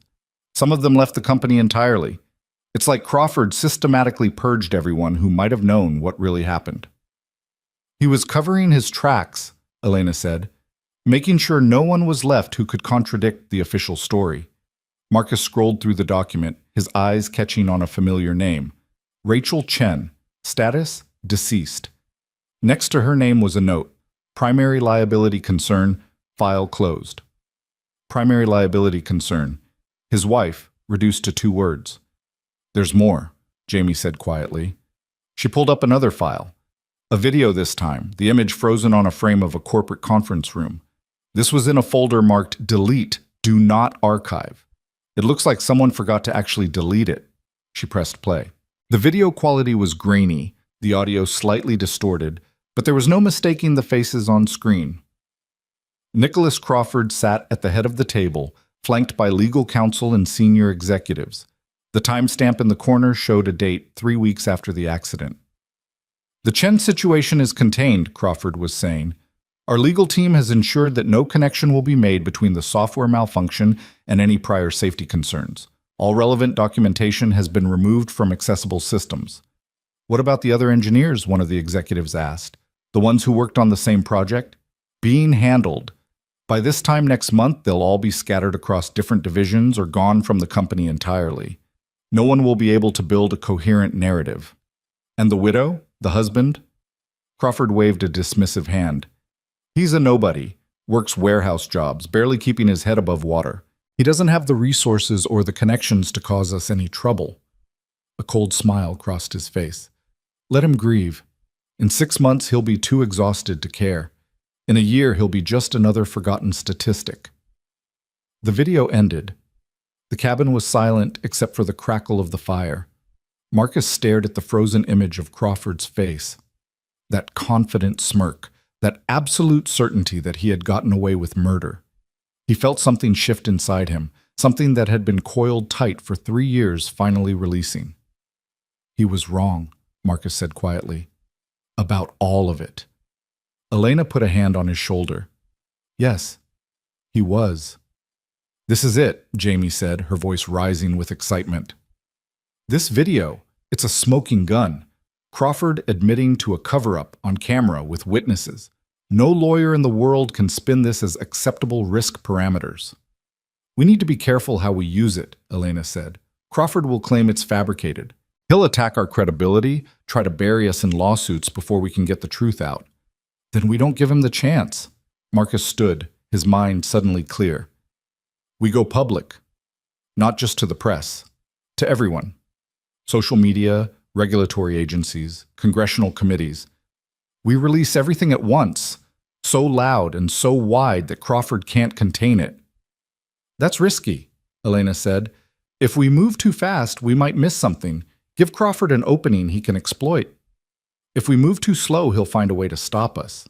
Marcus met her gaze. You said it yourself. There's no going back now. So let's not go back. Let's go forward, as fast and as hard as we can. Elena studied him for a long moment. Then a smile crossed her face.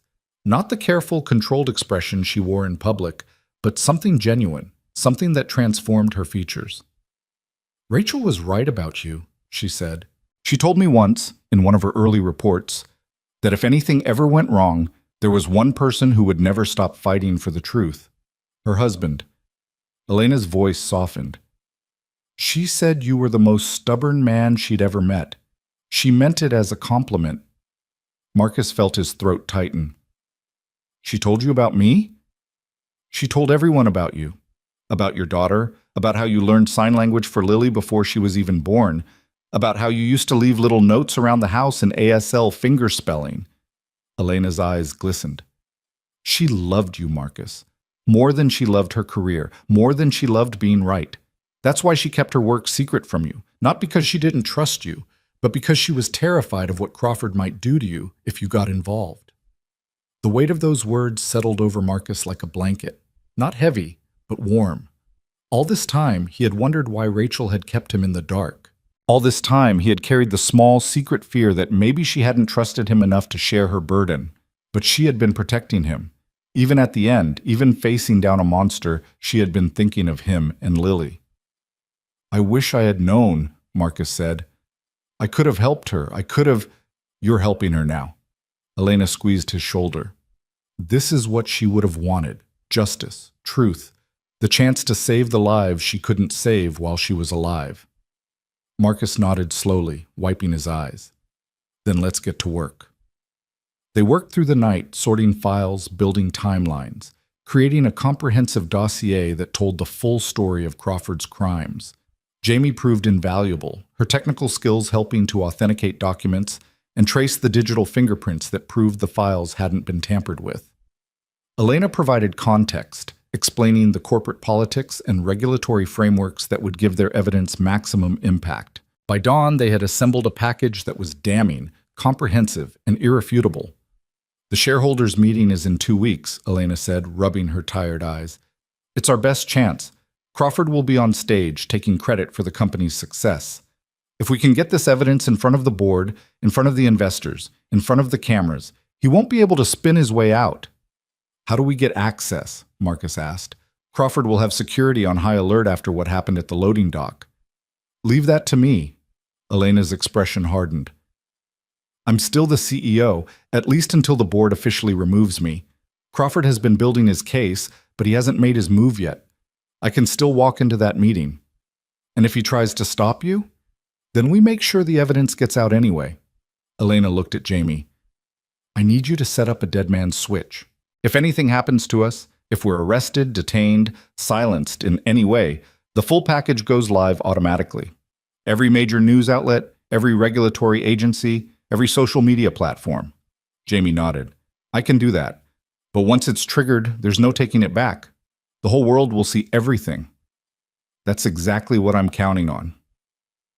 The days that followed were a blur of preparation and paranoia. Marcus called Lily every night, careful to use burner phones that couldn't be traced, reassuring her that he was safe and that he would be home soon. He could hear the worry in her voice, the questions she didn't ask, the fears she didn't express, and it broke his heart to keep her in the dark. But this was the final stretch. 2 weeks until the shareholders' meeting. 2 weeks until they could blow the lid off Crawford's empire and give Rachel the justice she deserved. They spent the time refining their strategy, rehearsing contingencies, preparing for every possible scenario. Elena reached out to trusted contacts in the media, journalists who had covered Meridian before, who had asked hard questions about the accident and been stonewalled by corporate PR. She gave them a preview of what was coming, building anticipation without revealing enough to trigger a premature response. Jamie worked on the technical side, setting up secure servers and encrypted communication channels, making sure the evidence would survive even if they didn't.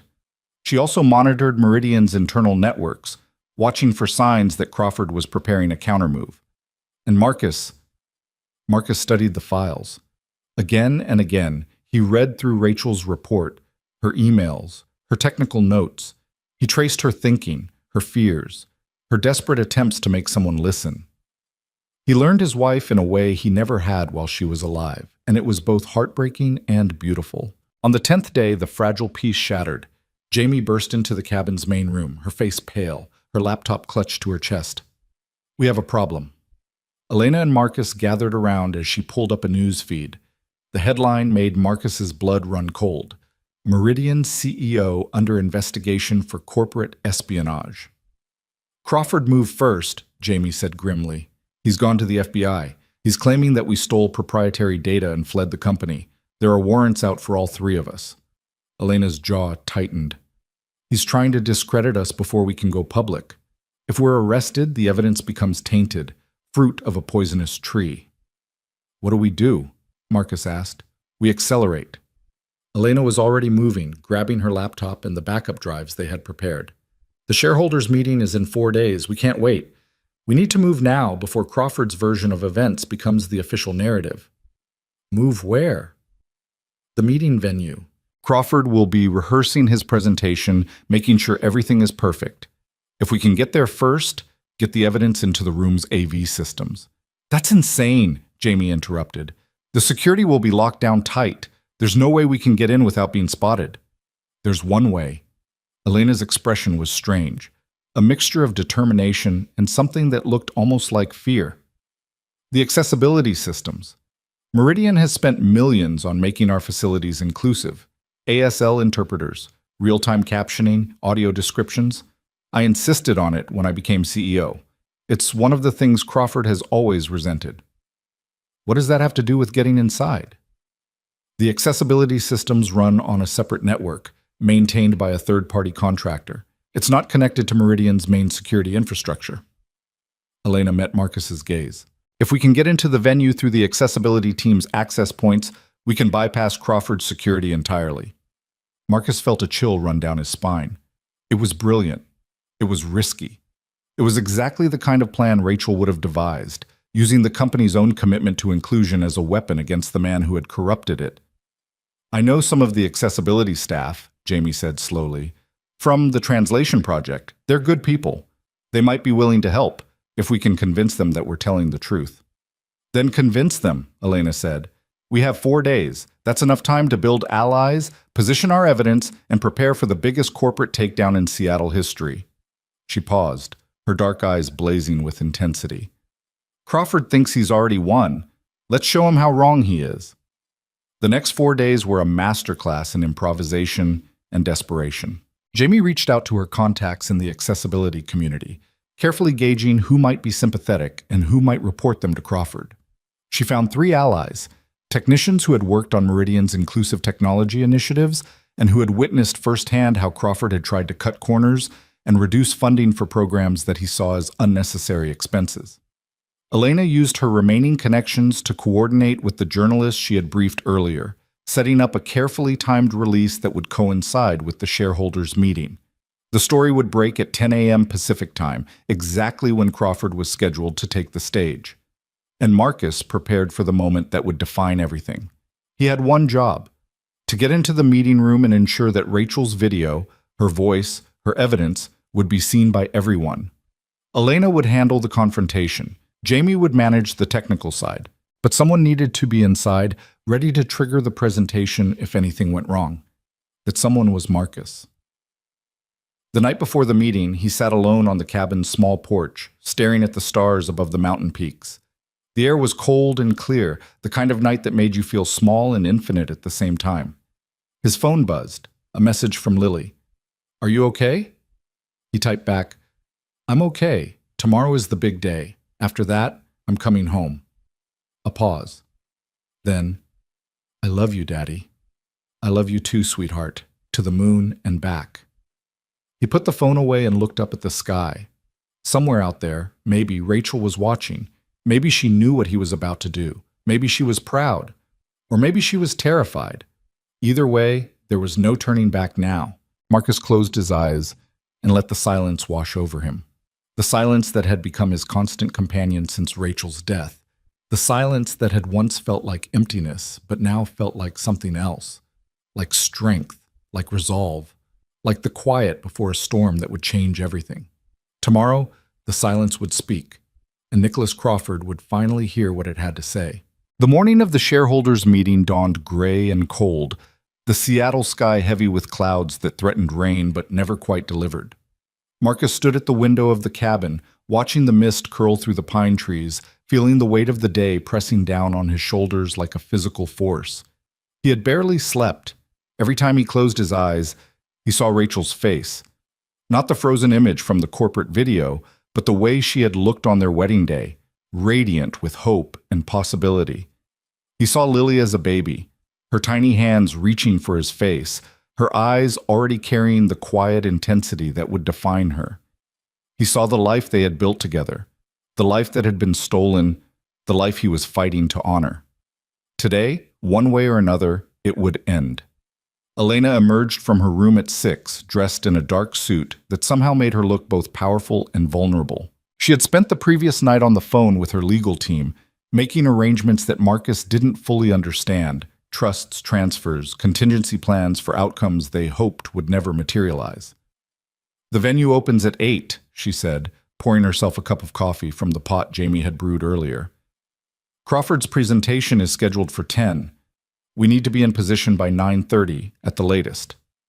And if something goes wrong, Elena met his gaze, then Jamie triggers the dead man's switch, and every news outlet in the country gets the full package simultaneously. Crawford can try to spin it, but he won't be able to contain it. She paused. That's the worst-case scenario. It gets the truth out, but it also means we've failed to control the narrative.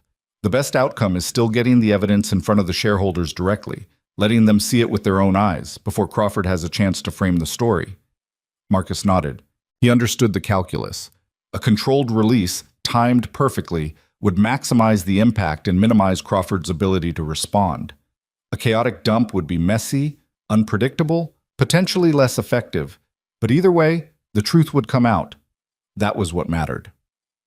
Jamie appeared from the back room, her purple hair pulled back in a practical ponytail, her laptop bag slung over her shoulder.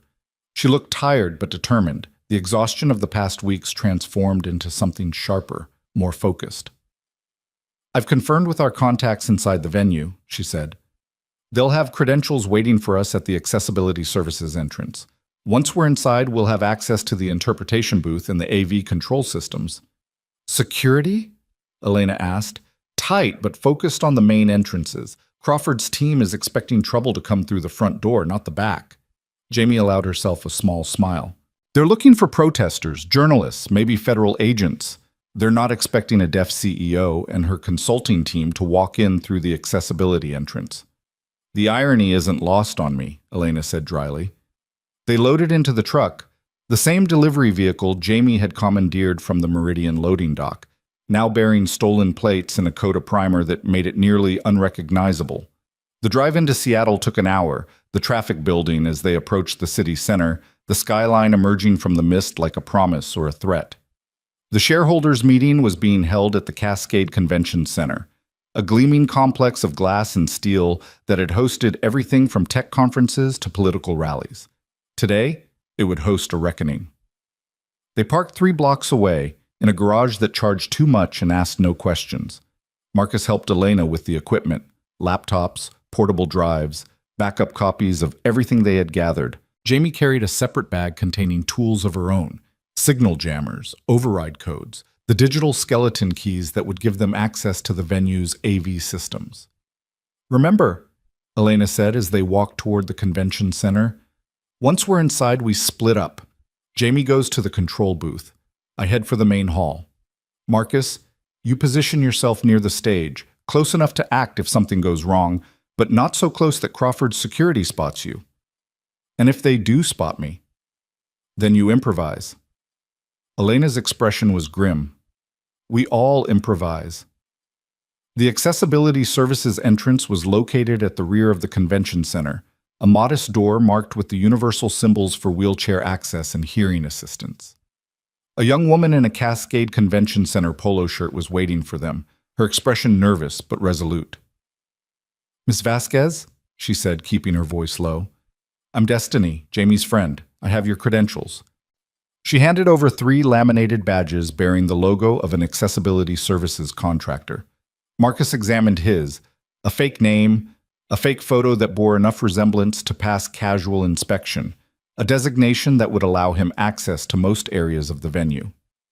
Thank you, Elena said, signing as she spoke. You're taking a risk, helping us. Destiny shrugged, her own hands moving in fluid ASL. I've worked accessibility services for 6 years. I've seen how companies like Meridian treat people like us, like we're an afterthought, a box to check, a liability to manage. If what you're saying is true, if this Crawford guy really covered up something that killed people, she paused, her jaw tightening, then he deserves whatever's coming to him. They entered through the service corridor, a maze of concrete and fluorescent lights that ran beneath the convention center's public spaces. Destiny guided them through the labyrinth, pointing out security checkpoints and surveillance cameras, explaining which routes were safe and which were monitored. The interpretation booth is on the mezzanine level, she said, stopping at a junction. Jamie, I'll take you there. Ms. Vasquez, the main hall is through those doors and up the escalator. Mr. Chen, she hesitated. The stage access is heavily guarded. Your best bet is to blend in with the catering staff. They're setting up refreshments in the green room. If you can get backstage from there, you'll be close enough to act. Marcus nodded. Thank you. For everything. Destiny smiled, a brief flash of warmth in the tension of the moment. Just make sure it's worth it. Make sure the truth gets out. They separated, each moving toward their designated position with the focused determination of soldiers heading into battle. Marcus found the catering entrance without difficulty, grabbing an abandoned apron from a supply closet and loading himself up with a tray of coffee cups. He moved through the backstage area with his head down and his shoulders hunched, just another invisible worker in a sea of invisible workers. The convention center was buzzing with activity. Meridian employees in expensive suits clustered in small groups, discussing quarterly projections and market strategies. Board members arrived in chauffeured cars, their faces carrying the particular confidence of people who had never been told no. Journalists prowled the edges, cameras and microphones ready to capture whatever spectacle the day might produce. And at the center of it all, like a spider at the heart of its web, was Nicholas Crawford. Marcus saw him from across the green room, tall, silver-haired, impeccably dressed, surrounded by aides and security personnel who moved in his orbit like planets around a dark star. Crawford was reviewing his presentation notes, his expression calm and controlled, betraying no sign that he had any idea what was about to happen. Or maybe he did know. Maybe he was waiting for them, preparing his own countermove. Either way, there was no turning back now. Marcus positioned himself near the stage entrance, setting down his tray on a service table and pretending to arrange cups while he scanned the room. The main hall was filling up, shareholders, analysts, members of the press taking their seats in anticipation of Crawford's presentation. The stage itself was a marvel of corporate theater, massive screens flanking a central podium, holographic displays ready to project Meridian's latest achievements, lighting designed to make whoever stood at the microphone look like a figure of authority and power. His earpiece crackled. Jamie's voice, low and steady. I'm in position. AV systems are online. I have access to the main displays. A moment later, Elena. I'm in the hall. Section B, row 12. Close enough to the front to be seen, far enough back to avoid immediate detection. Marcus pressed the transmit button hidden in his sleeve. Backstage, near the stage left entrance. Crawford is in the green room. Security is tight, but focused outward. Good, Elena said. We wait for Crawford to start his presentation. Let him get comfortable. Let him think he's won. Then we move. The minutes crawled by. Marcus watched the green room gradually empty as executives and board members made their way to their seats. He watched Crawford's aides fuss over final details, adjusting his tie, reviewing his talking points, offering him water that he waved away with an impatient gesture. At 9:55, Crawford strode onto the stage. The applause was immediate and enthusiastic, the sound of shareholders greeting the man they believed was responsible for their profits, their dividends, their comfortable retirements. Crawford basked in it, his arms spread wide, his smile radiant with false warmth. Thank you, he said, his voice booming through the hall's state-of-the-art sound system. Thank you all for being here. It's been an incredible year for Meridian Technologies, and I'm honored to share our achievements with you today. He launched into his presentation with the smooth confidence of a man who had given 1,000 similar speeches. Charts and graphs materialized on the screens behind him, showing revenue growth, market expansion, technological breakthroughs. He spoke of innovation and progress, of a future shaped by artificial intelligence and autonomous systems, of a company that was leading the world into a new era. He spoke of everything except the lives that had been sacrificed to make it possible. Marcus listened, his jaw tightening with every word. He thought of Rachel, who had sat in meetings like this one, who had believed in the company's mission before she discovered the rot at its core. He thought of all the other engineers who had been silenced, reassigned, pushed out for asking the wrong questions. He thought of the families who had lost loved ones to acceptable risk parameters, and the lawyers who had ensured that no one was ever held accountable. At 10:15, Crawford paused to take a sip of water. The screens behind him shifted to a new slide, a projection of the company's expansion plans for the coming year. Elena's voice crackled in Marcus's ear. Now! He moved. The stage-left entrance was guarded by a single security officer, a young man who looked bored and slightly hungover, His attention focused on his phone rather than on the catering staff moving around him. Marcus approached with his tray of coffee cups, his head down, his posture subservient. "Refreshments for Mr. Crawford," he said, gesturing toward the stage. The guard barely glanced at him. "Fine. Make it quick." Marcus stepped through the entrance and onto the stage, moving along the back wall toward the technical booth where Jamie had positioned herself. Crawford was still speaking, his back to Marcus, unaware of the shadow moving behind him. But someone else was aware. A woman in a dark suit materialized from the wings, tall, athletic, with the unmistakable bearing of professional security. Her eyes locked onto Marcus, and her hand moved toward her earpiece. "Sir, we have a—" Marcus didn't let her finish. He dropped the tray, coffee cups scattering across the floor in a cascade of noise and confusion, and sprinted toward the technical booth. The security woman shouted something, but Marcus was already moving, years of warehouse work having given him a stamina that corporate security couldn't match. He reached the booth just as Jamie threw open the door. "Get in!" she hissed, grabbing his arm and pulling him inside. The booth was small and cramped, filled with equipment that hummed and blinked in the darkness. Jamie was already at the main console, her fingers flying across the keyboard. "They know we're here," Marcus said, breathing hard. "Security is mobilizing. I just need 30 seconds. Jamie's face was illuminated by the glow of multiple screens, her expression fierce with concentration. "I'm bypassing the presentation feed. When I hit this button, every screen in this building shows what we want them to show." Outside the booth, Marcus could hear shouts, running footsteps, the chaos of security personnel converging on their position. Through the small window, he could see Crawford still at the podium, his expression shifting from confidence to confusion as he realized something was wrong. 20 seconds, Jamie said. The booth door rattled. Someone was trying to force it open. "Jamie! I know!" Ushishim. She hit a series of keys, her movements precise despite the pressure. 10 seconds. 5. 3. The door burst open.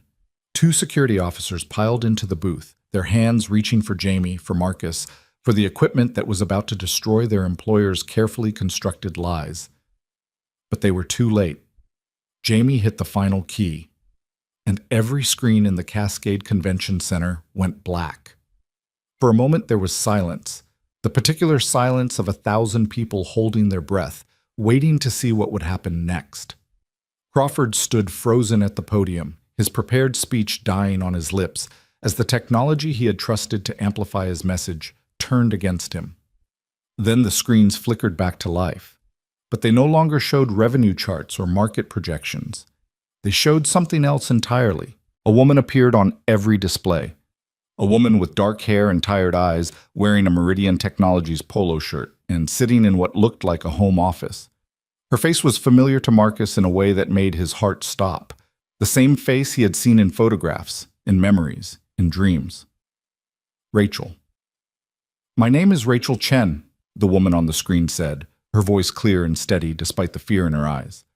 "I'm a senior software engineer at Meridian Technologies, and I'm recording this because I don't know if I'll have another chance to tell the truth." The main hall erupted into murmurs of confusion and shock. Crawford's face had gone pale, his composure cracking as he stared at the ghost on the screen.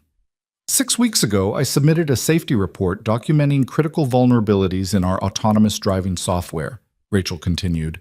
I provided evidence that our latest update could cause vehicles to misinterpret environmental data, stop signs, traffic lights, pedestrian crossings. I showed simulations proving that under certain conditions, our system could kill people. The murmurs grew louder. Shareholders were looking at each other, at the screens, at Crawford with expressions of dawning horror. My report was ignored. I was told that the software would be deployed on schedule, that my concerns were alarmist, that fixing the problems would cost too much and take too long. I was told to be a team player. Rachel's voice cracked slightly. But I can't be a team player when people's lives are at stake. She held up a stack of documents. The same documents Marcus had spent weeks studying, the same evidence Crawford had tried to erase. Everything I've documented is in these files. Test results, simulation data, emails from executives who knew the truth and chose to look away. If something happens to me, If I'm silenced before I can get this to the authorities, I want there to be a record. I want my husband and my daughter to know that I tried, that I did everything I could to stop this." Rachel paused, looking directly into the camera. Her eyes seemed to find Marcus across the years, across the distance between life and death. "To whoever is watching this, the truth matters. Even when it's dangerous, even when it costs everything, please, don't let them win." The video ended. The screens went dark again, then returned to the original presentation, but no one was looking at Crawford's charts anymore. Every eye in the room was fixed on the man at the podium, the man who had just been exposed. Crawford's mouth opened and closed, but no sound came out. For the first time in his life, he had nothing to say. And then Elena Vasquez stepped into the aisle. She walked toward the stage with measured steps, her dark eyes fixed on Crawford, her expression carrying the weight of everything she had lost and everything she was about to reclaim. The crowd parted before her, shareholders and executives moving aside as if sensing that something momentous was about to happen. "Nicholas," Elena said, her voice carrying through the hall's sound system. Someone had given her a microphone, or perhaps she had simply claimed one. "Would you like to explain what we just saw? Would you like to tell these shareholders why you buried evidence that could have saved lives?" Crawford finally found his voice. This is a fabrication, a deep fake. Elena, you've gone too far this time. I have copies of every document Rachel Chen mentioned in that video."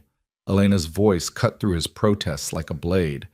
"Authenticated, time-stamped, verified by independent forensic experts. I have emails with your signature authorizing the deployment of dangerous software. I have meeting recordings where you discussed acceptable risk parameters and liability containment. I have everything, Nicholas. Everything you tried to destroy." The hall had gone completely silent. Shareholders sat frozen in their seats, watching the confrontation unfold with the horrified fascination of witnesses to a disaster. "You killed her," Elena continued, her voice rising. "Rachel Chen tried to save lives, and you killed her for it. Not with your own hands. You're too much of a coward for that. But you killed her just the same. You knew the software was dangerous. You deployed it anyway. And when people died, you covered it up." Crawford's face had gone from pale to flushed, his composure completely shattered. "You can't prove any of this. These files were stolen. This entire presentation was an act of corporate espionage. Security." The security officers who had burst into the booth were standing uncertainly near the stage, unsure whether to intervene. Their employer was being accused of murder on live television. If they acted against Elena now, they would be complicit in whatever came next.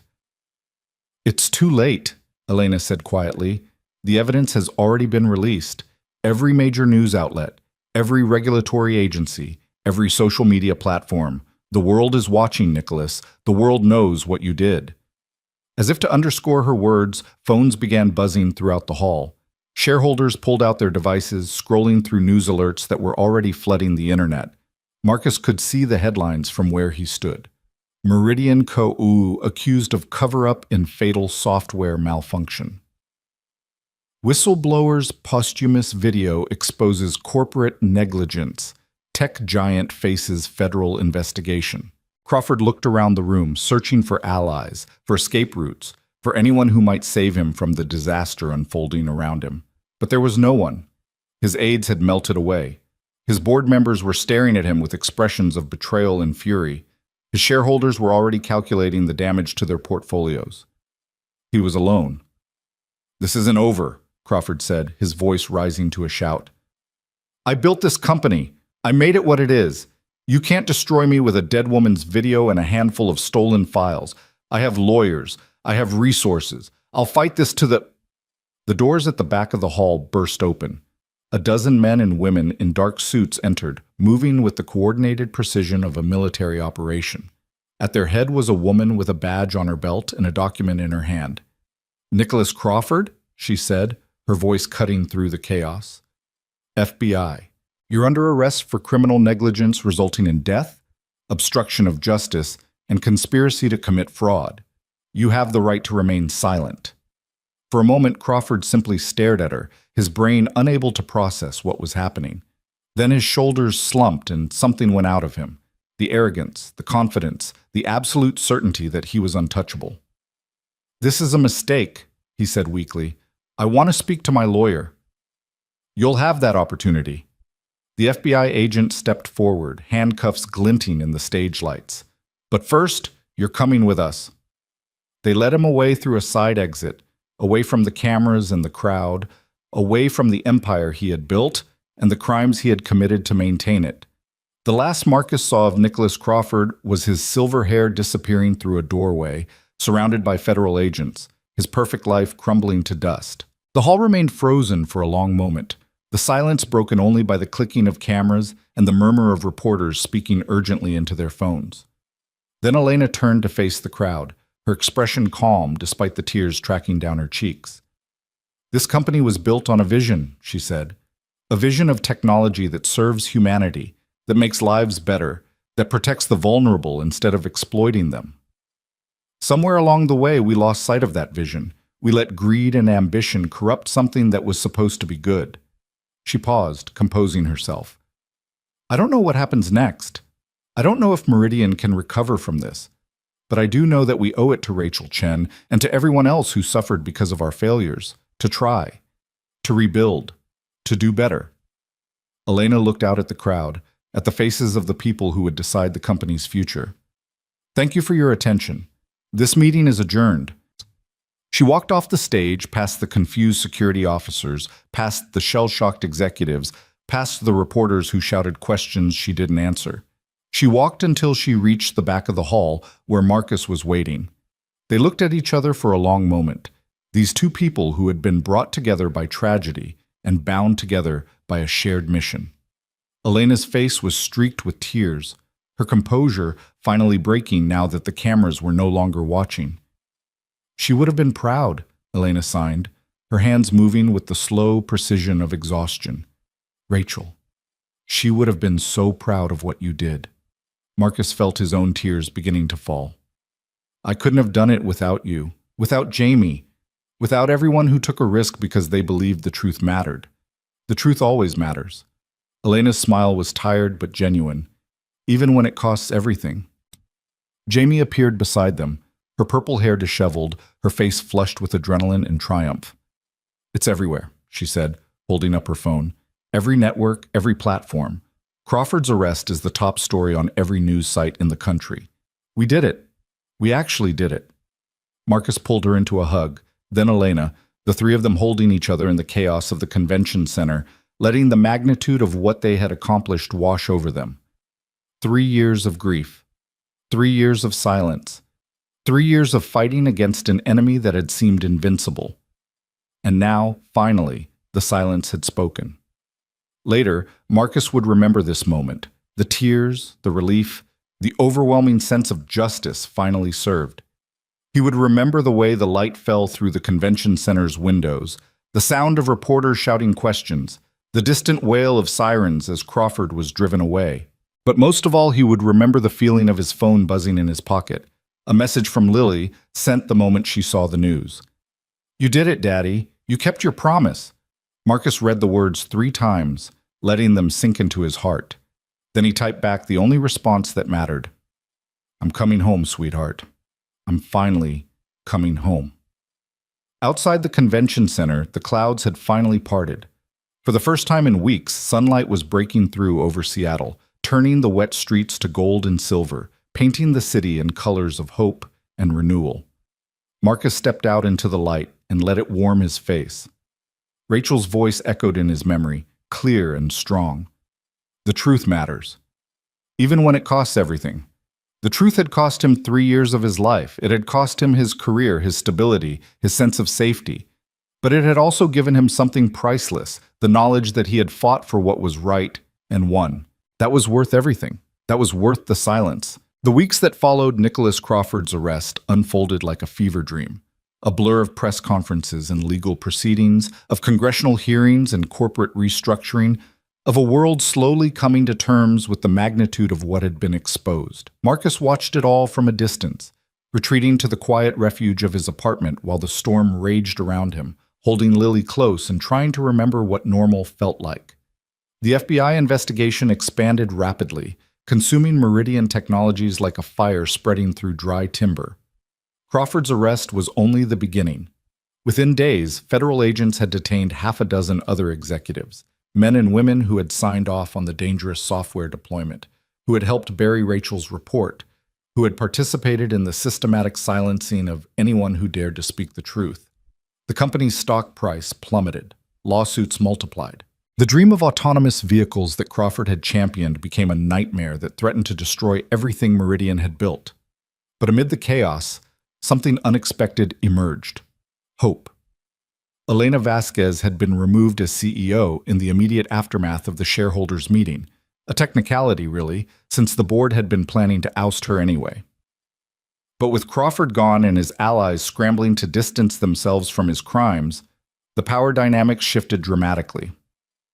Within 2 weeks, Elena was reinstated by an emergency vote of the remaining board members, tasked with the impossible job of rebuilding a company that had been rotted from the inside. She accepted the challenge without hesitation. "This company killed people," Elena said in her first press conference after being reinstated. "That's a fact we can't change, and it's a burden we'll carry forever. But we can choose what we do next. We can choose to be better, to be honest, to put human lives ahead of profit margins and quarterly reports." She paused, her eyes finding the cameras with an intensity that made viewers lean forward in their seats. That's what Rachel Chen wanted. That's what she died trying to achieve. And that's the vision we're going to honor, not with words, but with actions. Marcus watched the press conference from his living room, Lily curled up beside him on the couch. His daughter had been quiet since his return, processing everything that had happened in her own way. She had always been wise beyond her years, but the events of the past month had added a new depth to her silence, a gravity that sometimes made Marcus forget she was only 11 years old. "She's good," Lily signed, nodding toward the television where Elena was fielding questions from reporters. "She means what she says." "She does," Marcus agreed. "She's one of the good ones." Lily was quiet for a moment, her dark eyes reflecting the screen's glow. Then she turned to face her father, her expression serious. "What happens now, for us?" It was a question Marcus had been asking himself for days. The investigation had consumed his life for so long that he had barely thought about what would come after.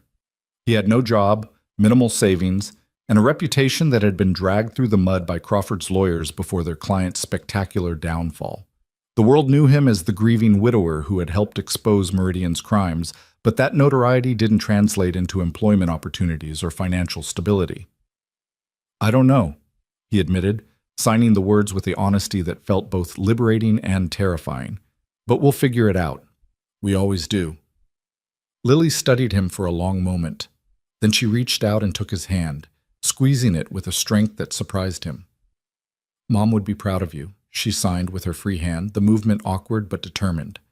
"I'm proud of you too." Marcus felt his throat tighten. He pulled his daughter into a hug, holding her close, letting the warmth of her small body anchor him to the present moment. Outside, the Seattle rain had started again, tapping against the windows like a gentle reminder that the world kept turning regardless of human drama. "I love you," he whispered into her hair. "To the moon and back." "To the moon and back?" she signed against his chest, the familiar words a comfort and a promise. The call from Elena came 3 days later. Marcus was in the kitchen making breakfast, scrambled eggs and toast, Lily's favorite, when his phone buzzed on the counter. He glanced at the screen, expecting another interview request from a journalist or a message from one of the lawyers handling Rachel's estate. Instead, he saw Elena's name. He answered on the second ring. "Hello?" "Marcus." Elena's voice was tired but warm. "I hope I'm not calling too early." "Not at all. What's going on?" "I need to see you. Both of you, you and Lily. There's something I want to discuss, and it's better done in person." A pause. "Can you come to the office this afternoon, around 2 o'clock? Marcus glanced at the calendar on the refrigerator. Lily had therapy at 4, but they could make it work. "We'll be there." "Good. I'll have someone meet you at the accessibility entrance." Another pause, longer this time. "And Marcus? Thank you. For everything." The line went dead before he could respond. The Meridian Technologies campus looked different now.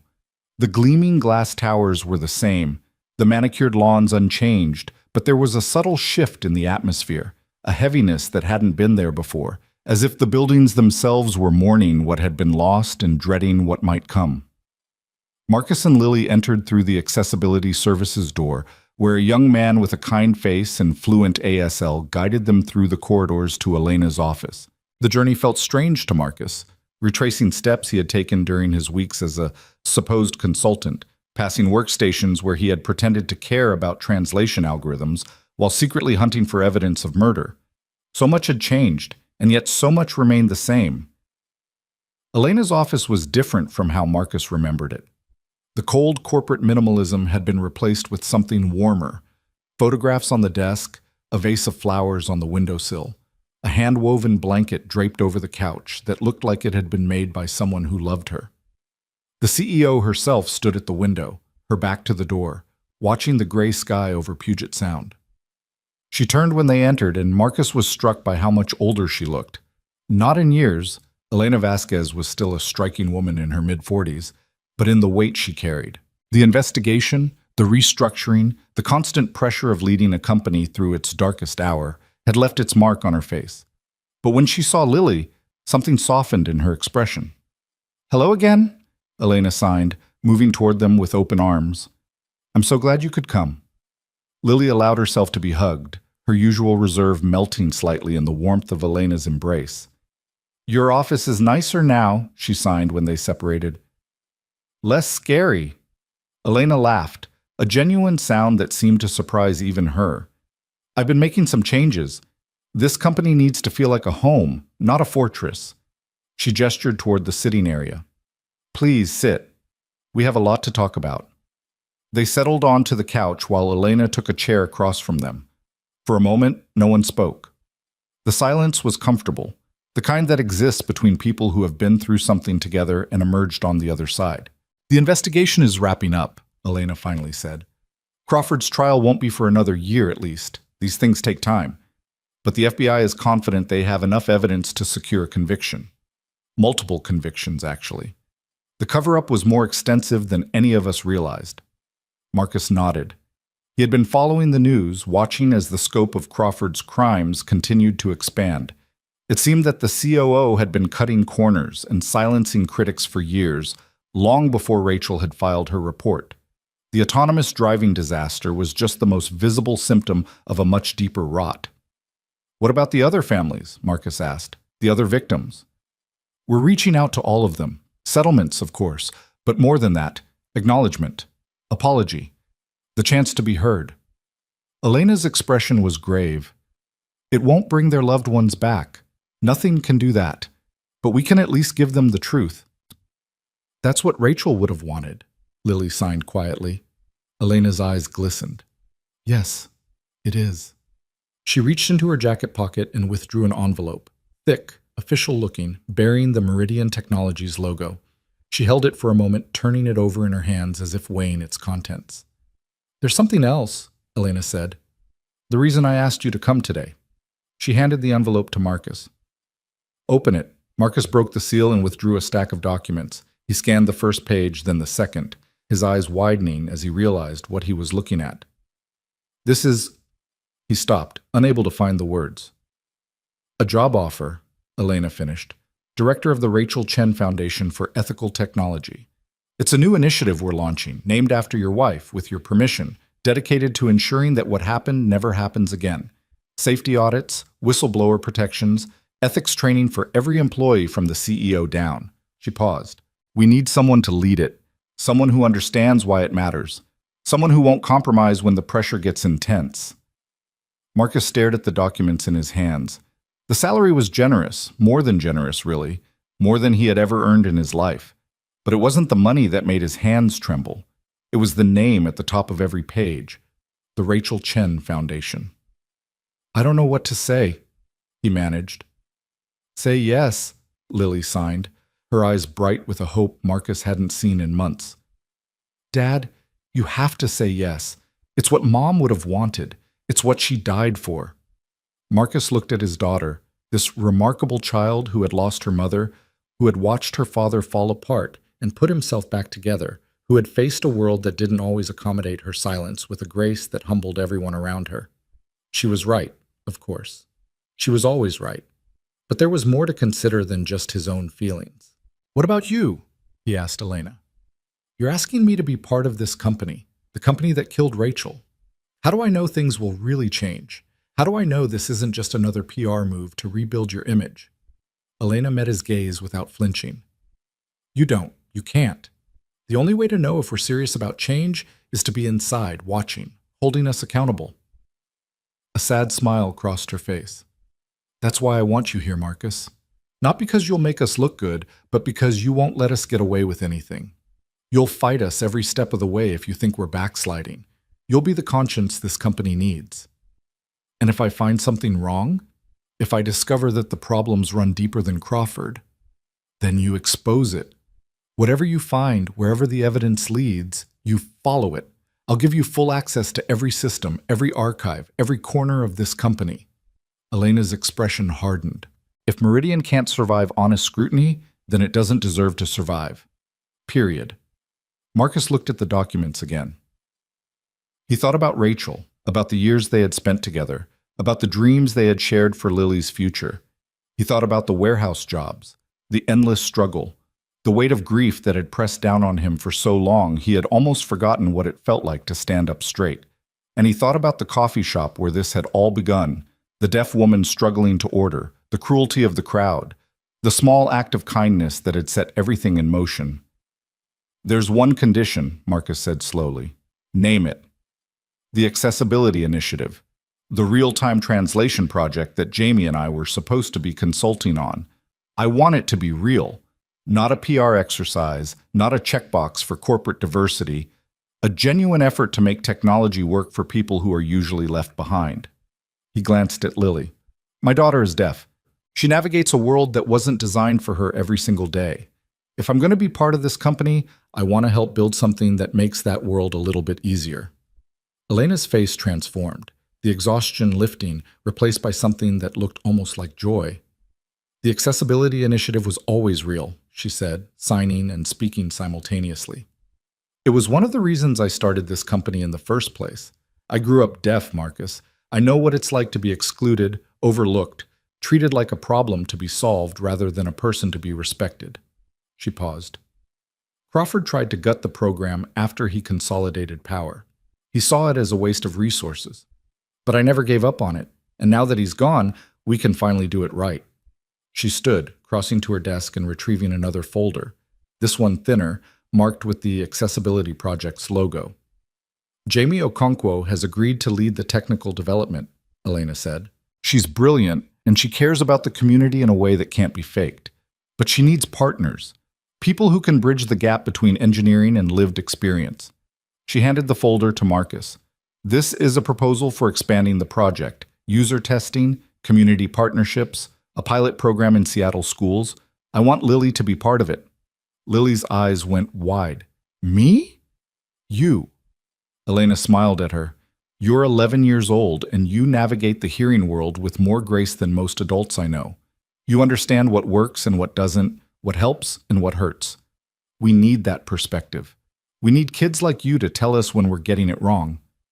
Lily looked at her father, her expression caught between excitement and uncertainty. Marcus felt his heart swell with a pride that bordered on pain. "What do you think?" he asked her. "Do you want to be part of this?" She was quiet for a long moment, her dark eyes thoughtful. Then she straightened her shoulders and turned to face Elena. "I want to help other kids like me," she signed. "Kids who feel invisible because the world doesn't know how to see them. If I can do that, if I can make even one person feel less alone, then yes, I want to be part of it." Elena nodded solemnly. "Then welcome to Meridian Technologies, Lily Chen. I have a feeling you're going to change everything." The months that followed were the hardest and most rewarding of Marcus's life. He threw himself into the Rachel Chen Foundation with a dedication that surprised even himself.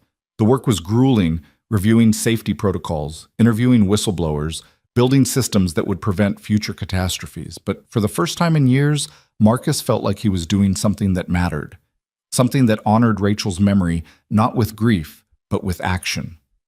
Lily flourished in ways he hadn't dared to hope. The accessibility initiative became her passion, and she brought to it the same fierce determination that had defined her mother. She attended design meetings, offered feedback on prototypes, and became an unofficial ambassador for the deaf community within Meridian's walls.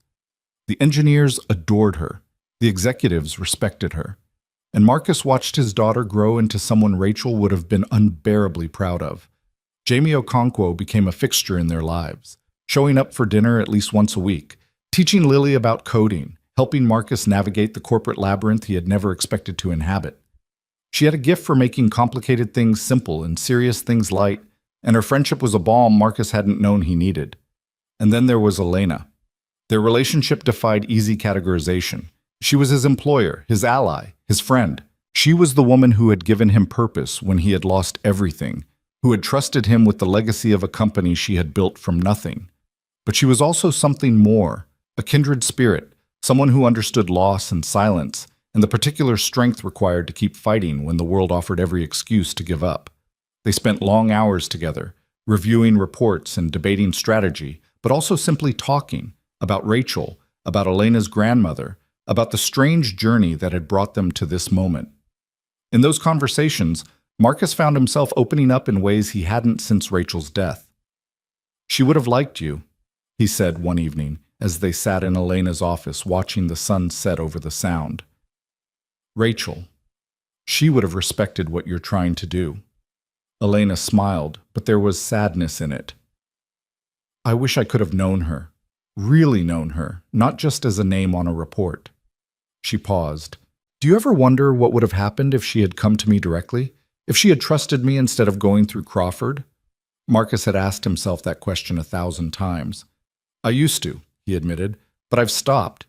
The what-ifs don't lead anywhere good. All we can do is honor her memory by finishing what she started, by building something worth believing in." Exactly. They sat in comfortable silence, watching the sky turn from gold to purple to black. In the distance, the lights of Seattle flickered to life, a city of millions, each with their own struggles, their own silences, their own small acts of courage that would never make the news. "Thank you," Elena said finally, "for everything, for trusting me when you had every reason not to, for fighting even when it seemed hopeless, for—" She stopped, her voice catching. "For what?" She turned to look at him, her dark eyes glistening. "For reminding me why I started this company in the first place. Before the money and the power and the endless compromises, before I forgot what it felt like to believe in something." Marcus reached out and took her hand. It was a simple gesture, but it carried the weight of everything they had been through together, the grief, the rage, the impossible hope that had brought them to this moment. "We're just getting started," he said. "There's so much more to do." Elena squeezed his hand. "Then let's get to work." 1 year to the day after Nicholas Crawford's arrest, the Rachel Chen Foundation held its inaugural gala at the Cascade Convention Center, the same venue where Crawford's crimes had been exposed to the world. The irony wasn't lost on anyone. The event was a celebration of everything the foundation had accomplished. New safety protocols implemented across the autonomous vehicle industry. Whistleblower protections that had become the gold standard for corporate accountability. An accessibility initiative that had already changed the lives of thousands of deaf and hard-of-hearing individuals across the country. But it was also a memorial, a chance to honor the woman whose courage had made it all possible. Marcus stood at the edge of the ballroom, watching the crowd with a mixture of pride and disbelief. A year ago, he had been a warehouse worker living paycheck to paycheck, carrying a grief that threatened to crush him. Now he was surrounded by senators and CEOs, journalists and activists, all gathered to celebrate the legacy of his wife.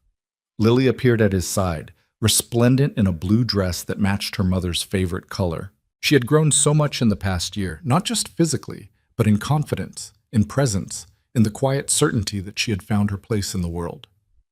"Big crowd," she signed, her eyes scanning the room. "Bigger than I expected," Marcus agreed. "Mom would have hated it." A mischievous smile crossed Lily's face. She always said fancy parties were just excuses for rich people to feel good about themselves. Marcus laughed despite himself. "That sounds like her." "But she would have been proud anyway." Lily's expression softened. "Of you. Of everything you've built." We built, Marcus corrected. This was a team effort.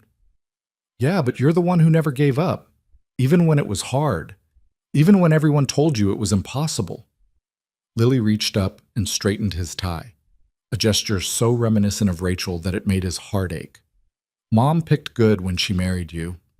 Before Marcus could respond, Elena took the stage at the front of the ballroom. She was wearing an elegant black dress, her hearing aids visible for the first time at a public event.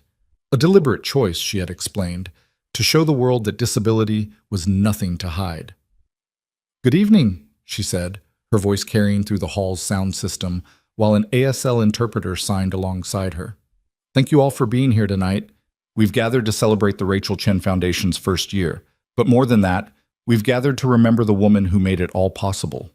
She paused, her eyes finding Marcus in the crowd. Rachel Chen was a whistleblower, an engineer, and a hero. She saw something wrong and refused to look away. She fought for the truth even when it cost her everything. And though she isn't here to see what her courage has accomplished, her spirit lives on in every safety protocol we implement, every whistleblower we protect, every life we save. Elena's voice trembled slightly, but she pressed on. "Tonight I want to introduce you to two people who embody Rachel's legacy better than anyone else I know. Her husband, Marcus Chen, who has led the foundation with integrity and passion, and her daughter Lily, who has become one of the most important voices in our accessibility initiative." She gestured toward them. "Please join me in welcoming them to the stage." The applause was thunderous. Marcus felt Lily's hand slip into his, her grip tight with nervous energy. Together they walked through the parting crowd, up the stairs, onto the stage, where Elena waited with open arms. "Thank you," Marcus said into the microphone, his voice steady despite the emotion swelling in his chest. "Thank you all for being here, for caring about the truth, for believing that corporations can be held accountable and that technology can serve humanity instead of exploiting it." He paused, gathering his thoughts. "A year ago, I was a broken man.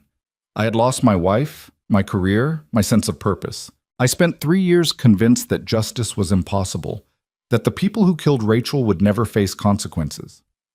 But I was wrong. Not because the system worked, it didn't, but because ordinary people refused to give up, because a CEO had the courage to fight her own company, because an engineer risked her career to help us, because a community of deaf and hard of hearing individuals demanded to be seen and heard." He looked at Lily, at Elena, at Jamie, who stood in the front row with tears streaming down her face. "Rachel always said that the truth matters, even when it's dangerous, even when it costs everything. She was right. But she also taught me something else, something I didn't understand until I lost her." Marcus's voice broke slightly.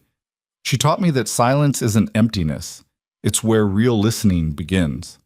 He stepped back from the microphone, gesturing for Lily to take his place.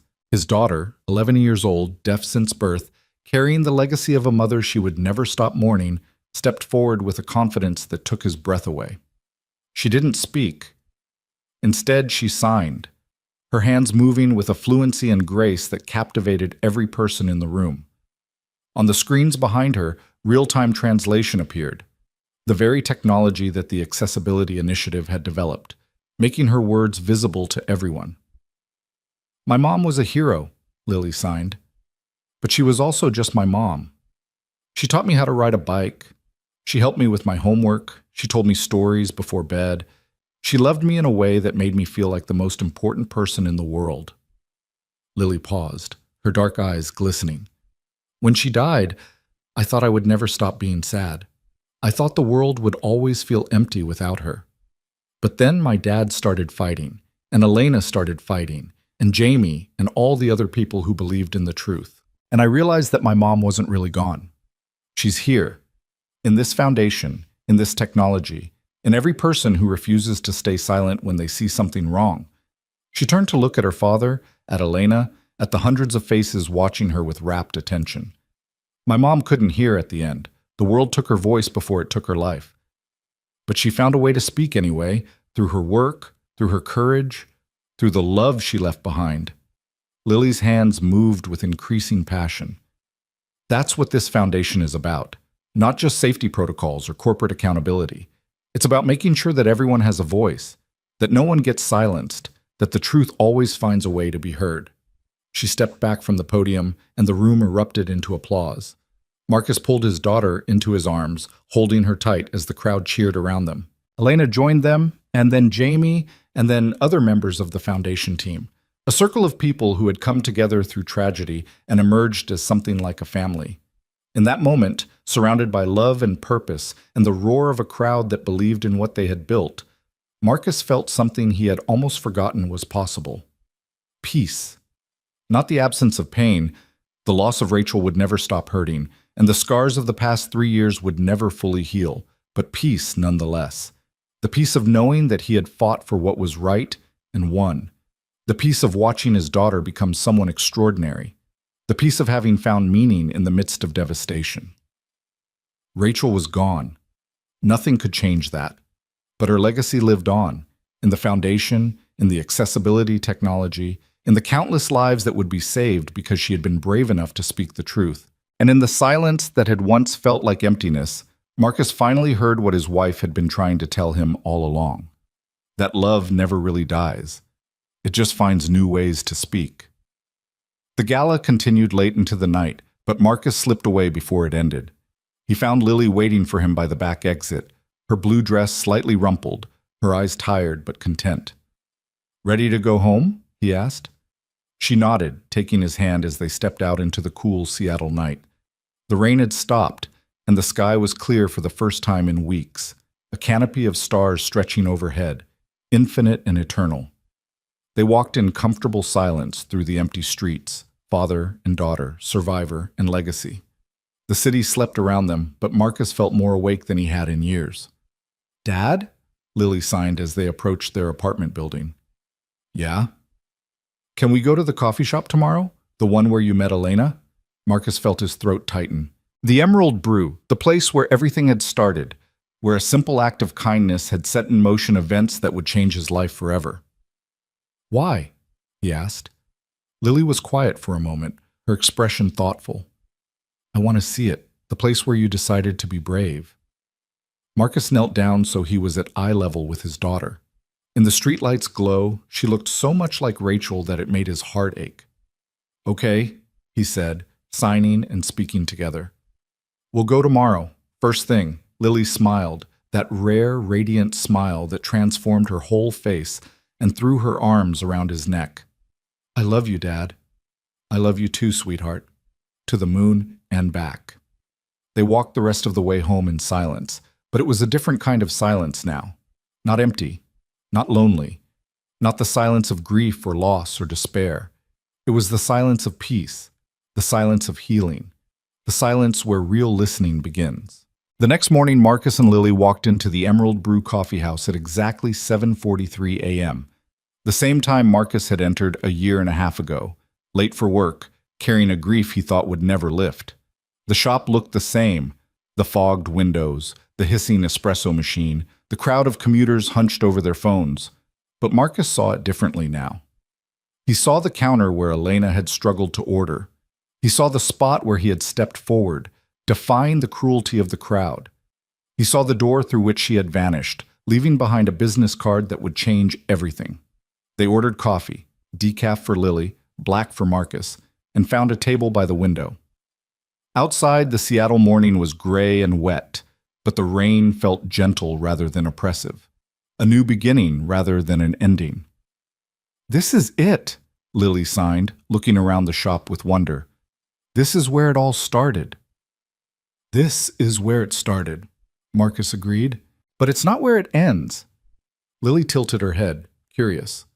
"Where does it end?" Marcus thought about the question. He thought about Rachel, about Elena, about Jamie and the foundation, and all the lives they would touch in the years to come. He thought about the families who would be spared the grief he had endured, the whistleblowers who would be protected, the deaf children who would grow up in a world that saw them rather than overlooking them. He thought about Lily, his daughter, his legacy, his reason for everything. "It doesn't end," he finally said. "That's the point. The story keeps going. It changes, it grows, it becomes something new, but it never really ends." Lily considered this, her young face serious. Then she smiled. "Good," she signed. I like stories that don't end. Marcus reached across the table and took her hand. The morning light streamed through the window, painting them both in shades of gold and silver. Around them, the coffee shop hummed with life. Strangers ordering drinks, conversations overlapping, the ordinary music of a world that kept spinning regardless of individual tragedy or triumph. And in that ordinary moment, in that unremarkable coffee shop on an unremarkable Seattle morning, Marcus Chen finally understood what his wife had been trying to tell him all along. That silence is not emptiness.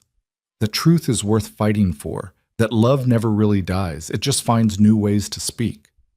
He squeezed his daughter's hand and she squeezed back.